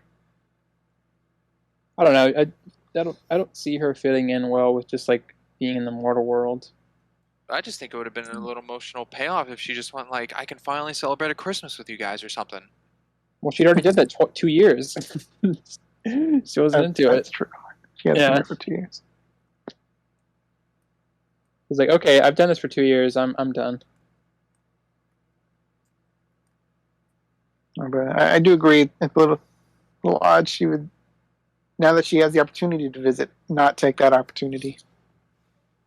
Yeah, I agree. I wrote that down. It's a bit of a problem. They'll just continue to spy on them with their headphones. Dylan has powers. And that was the best thing you could have said. He had powers in the first one. Yeah, I know. This is continuation of that. Then they did just as much with it here. Yep. Yeah, he uses it once. I wonder if he'll finally, start picking up some minor skills in it by the time the next film rolls around. Maybe he'll be the main character in the next one. Maybe. That would be a twist. And then not only does Trappa work on people, it now just affects the whole world. Oh yeah, that They're makes running around sense. just pointing at objects. Well, Sophie's pointing at people, and then the whole world behind them gets into color. So I guess it's just a individual mass situation to the town. Could be, and like the pumpkin, the jack-o'-lanterns, like the last thing. I don't know. Again, magic makes no sense. I doubt Cal went around pointing at everybody, turning them gray. So I'm sure there's something. But it affected the people first, and the people affected everything around it. Is that how that went? We don't know. We just know Cal converted the world. We know they converted because when they got there, everyone's already gray and starting to, turn human. If Cal had when everything's coming out of it, it's individual people until it gets to the fifth person that Sophie points to, and then the world changes color. It's not pointing to the ground and something happens. I mean, Aggie points to the brick and turns it into the pumpkin. That's it. That's the only, what's it called? Non-sentient thing. Yeah. Well, one could argue that Cal turned the world gray first, because the buildings and stuff were all gray while people were still changing when they got there. There was still color splotches on people. I think that's just because the majority of people are already gray at that point.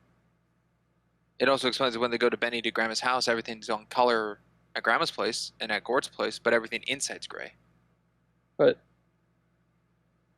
okay, but doesn't that would be the same thing? So the buildings can become gray because the people are gray, or the buildings are gray and then they make the people gray? Seems like either way, it's the same thing. I think it's the people because of how they're undoing it at the end here. But they're also slowly becoming gray, though.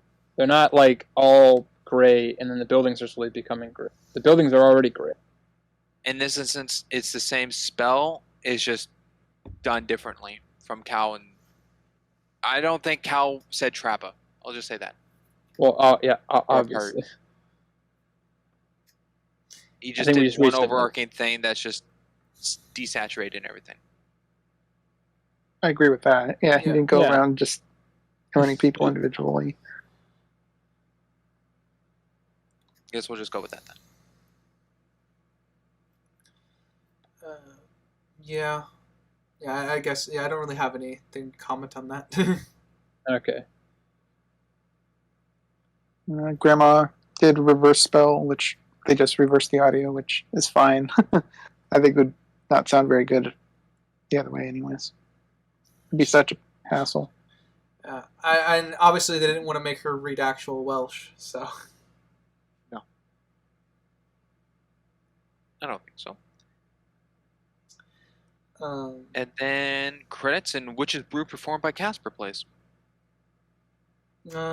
True. I think my last note is Marnie has to explain to Grandma how the internet works, and can confirm this is an accurate experience. So this World Wide Web I've heard about, does it involve spiders? I'm glad she's getting caught up in the lingo. Also, frickin' whatever the hell Marnie was on, that MySpace copycat thing, I don't know. That was Ghoul chat. It was a witch's chat. I thought, I saw the word witch on there, so I assume she was talking with other people who were witches. Could be. Who knows? Anyway, any other notes for the film of HalloweenTown 2: Kalabar's Revenge? No. Nah. I think I got I'm not going to read all my notes again. I'm good. All right. Well, that's been the film. With that, let's go into summaries and ratings.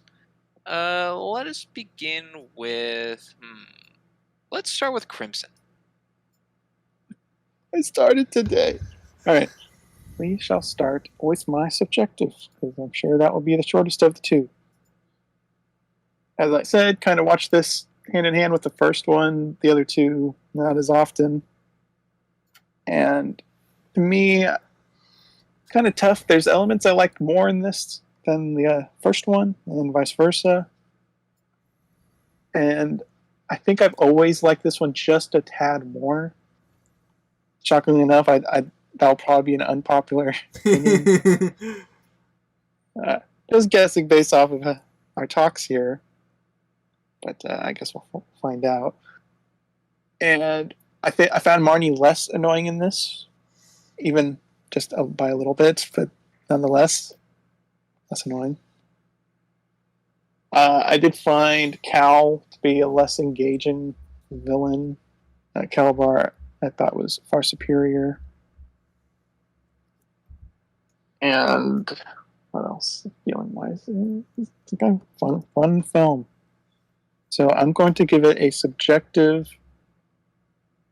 I'll give it the same. I'll give it 7. I don't think it's enough to move it up a 0.5 to a 7.5. So I'll leave it even with the first 7. Objectively, what was done correctly here? They brought the cast back. They did perform. And there were people behind the scenes making this happen. That is the good. I think the actors performed better overall. I isolated Sophie as the one that I think downgraded in her acting performance. I liked the plot more of the world turning gray and humans turning into monsters. I like that more than Kalabar's plan. How I agree with Sinister. His plot is a little more convoluted than I think it needed to be. Did this film need time travel? I don't think so. I think they could have worked around it without having time travel.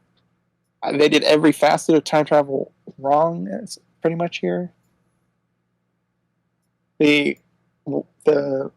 Rappa and apart spell, I think they could have come up with something better, so it wasn't a common word, because they trip up on that themselves. We pointed out a couple of continuity errors. I agreed. I don't remember who said it, but Gwen kind of is the same as the first movie. She didn't grow from the first one because she was supposed to help, and she obviously did not. The visual effects, I think, were an upgrade. Still bad, but an upgrade. What else? The practical effects, the makeup, also better. Overall, I just think most things were better than the first, other than the villain. So I'm going to give it an objective 4.5. Only moved up 0.5 because still, compared to other media, it's still not well done. So 4.5. Okie dokie. With that, we'll be then going over to Sinister. All right. So I definitely let this movie have it. No bones about it. But I will have to echo what Crimson said, that I think mostly this movie does a lot of things, most of it better than the first one. Most things better than the first one. I think the effects are generally better. I think the sets are generally better. And the acting is mostly better. The writing is probably still a sore spot. They definitely quote unquote set up a bunch of rules that they then broke pretty quickly after setting them up. There's a few moments of what writer would call cringy writing and awkward, which I wholeheartedly agree with. But for the most part, I think this is a fair sequel that definitely enhances what the first one created. The good stuff is, I already kind of went over. It's just, I think they went up a notch for most of the stuff. The story is a little bit more interesting. Kalabar's plot is kind of wishy-washy. I was kind of on the fence about either if it was overly complex or underly, and I think his plan doesn't really make a lot of sense to me. But then again, he doesn't really execute it very well. So with whatever, he's also the lesser villain. in comparison to the original Kalabar, he's lesser, unfortunately. I feel confident giving this a 6. It's a point up from last one. I might change it to be about even, just because I think some of the problems that this still had from the first one are a little too glaring to glaze over. But for right now, I think it's a 6. Okie dokie. With that, I'm going to save myself for last, so let's go to Ryder. All right, I'll get my subjective out of the way. It's pretty much on par for the first movie for me. I had fun with it, and that pretty much stayed the same with watching it with you guys as well. And I definitely gave me a little bit of perspective on like what it would be like to watch this film with a group of friends, and I think that definitely helps the subjective end. But yeah, so I think I'm kind of the same. I'm gonna give it a 7 subjectively. I would definitely rewatch this with family just for fun and stuff like that. And I'll just leave it at that. Objectively, unfortunately, while I agree with everybody saying that they've improved everything overall, everyone also said that the writing is the only thing that was kind of worse. And my objective scale deals only with writing, so my objective scale is actually going down from where the original film was. So the world building as it pertains to magic broke further as we went along. As Sinister said, rules came up and were immediately broken within the context of the film. They added time travel. That's not a good subject. That's a difficult subject for even the best writers to tackle. So did a good job with that. Cal's plotline, as has been said, is convoluted. They could have, quote unquote, dumbed it down in the sense of like added less complexities to it in order to help simplify and strengthen the overall plot of the story. I do think the plot is a bit more interesting in this. I think the aspects as they pertain to magic are not as good. I think the characters are mostly fine. I think that is the reason the objective scale really has its points. I don't think they do anything that's strictly out of character outside of, funny interactions with the set. Like Marty can obviously walk through the door. Obviously just the plot's not letting her. So I don't really think the characters were broken in any way. I do think one of the weaker points is Cal the villain as we compare to his father, Kalabar. I think objectively I'm at a 3.5. Alrighty. That leaves it down to me. I am going to start with my objective. Let's see. I think the acting's pretty much on par. I think Debbie Reynolds does a wonderful job. I like how expressive she is with her hands. I don't know if that's just herself or for the character of Grandma Aggie. I just think that's really... It gives it this kind of cartoonish feel, and I think that's really good. Everyone else, I think, was fine. I think Dylan was a little more than the younger kid he was in the first film, and he's the only acting to me that really stood out a little more of emotion when he's like at the party and he's there to dance and he tries to play it off, or when he takes the initiative, hey, I'll just babysit Sophie, you go out and have fun. It just seemed to have a little more emotion behind it. I think Cal is the worst actor in this film. I don't know how he got an award. That's wild.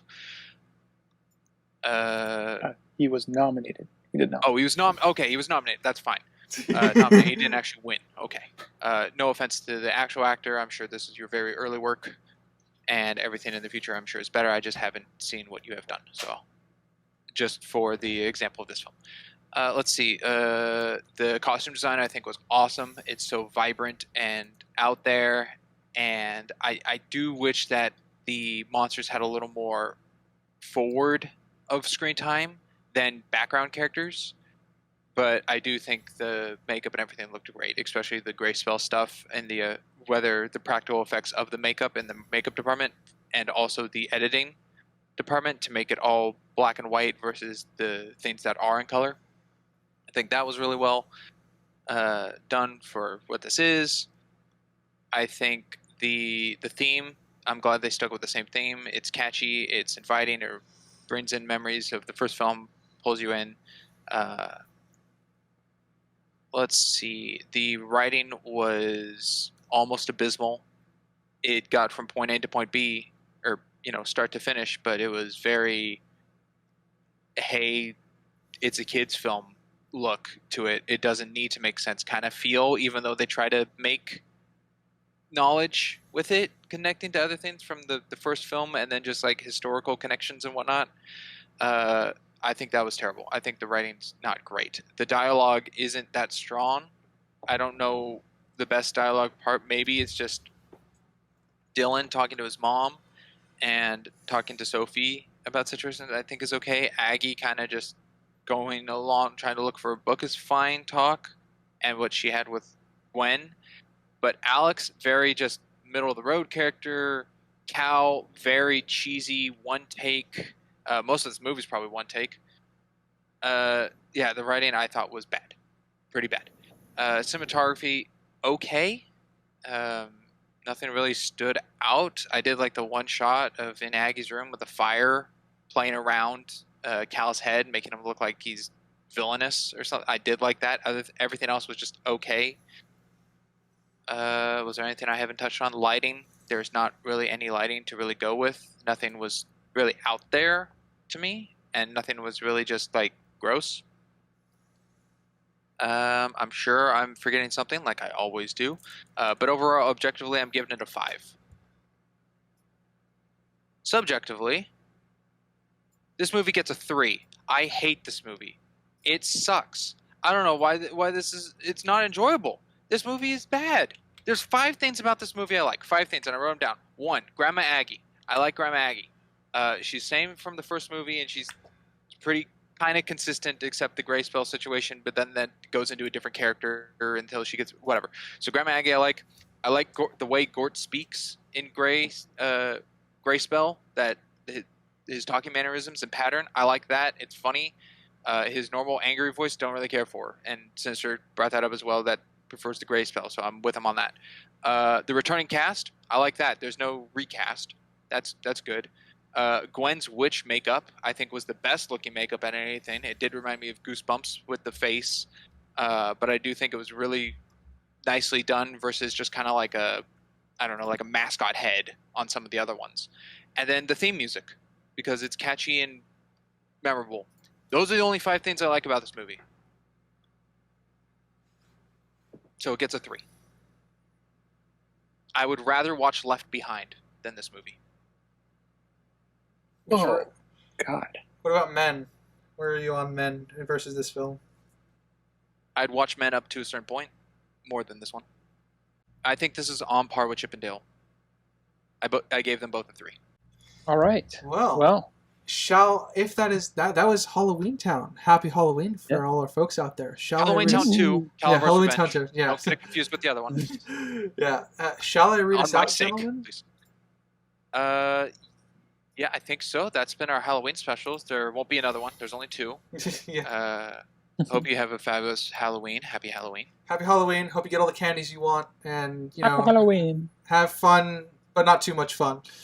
Don't throw rocks at people or their property. Yeah, No, please. don't. Yeah. Don't. If you get a rock for Halloween, No, don't please throw it treat through anybody's people. window. Yeah. Treat yourselves. Treat others. Don't trick anyone. Yeah. Thank you for listening, whether it be on Spotify, Anchor, Amazon, Castbox, Google Podcasts, Pocket Casts, and Samsung. And if you're on our YouTube side of things, watching our teens YouTubers and our slideshow, please feel free to like, comment, and subscribe everywhere. Tell us how much you hate our opinions and how much you love them. As always, I have been a geeky writer. I'm Prison Maroon. I'm a character called Sinister Boy. And I'm Springs. And we will catch you next time. Happy Halloween, everybody. Bye.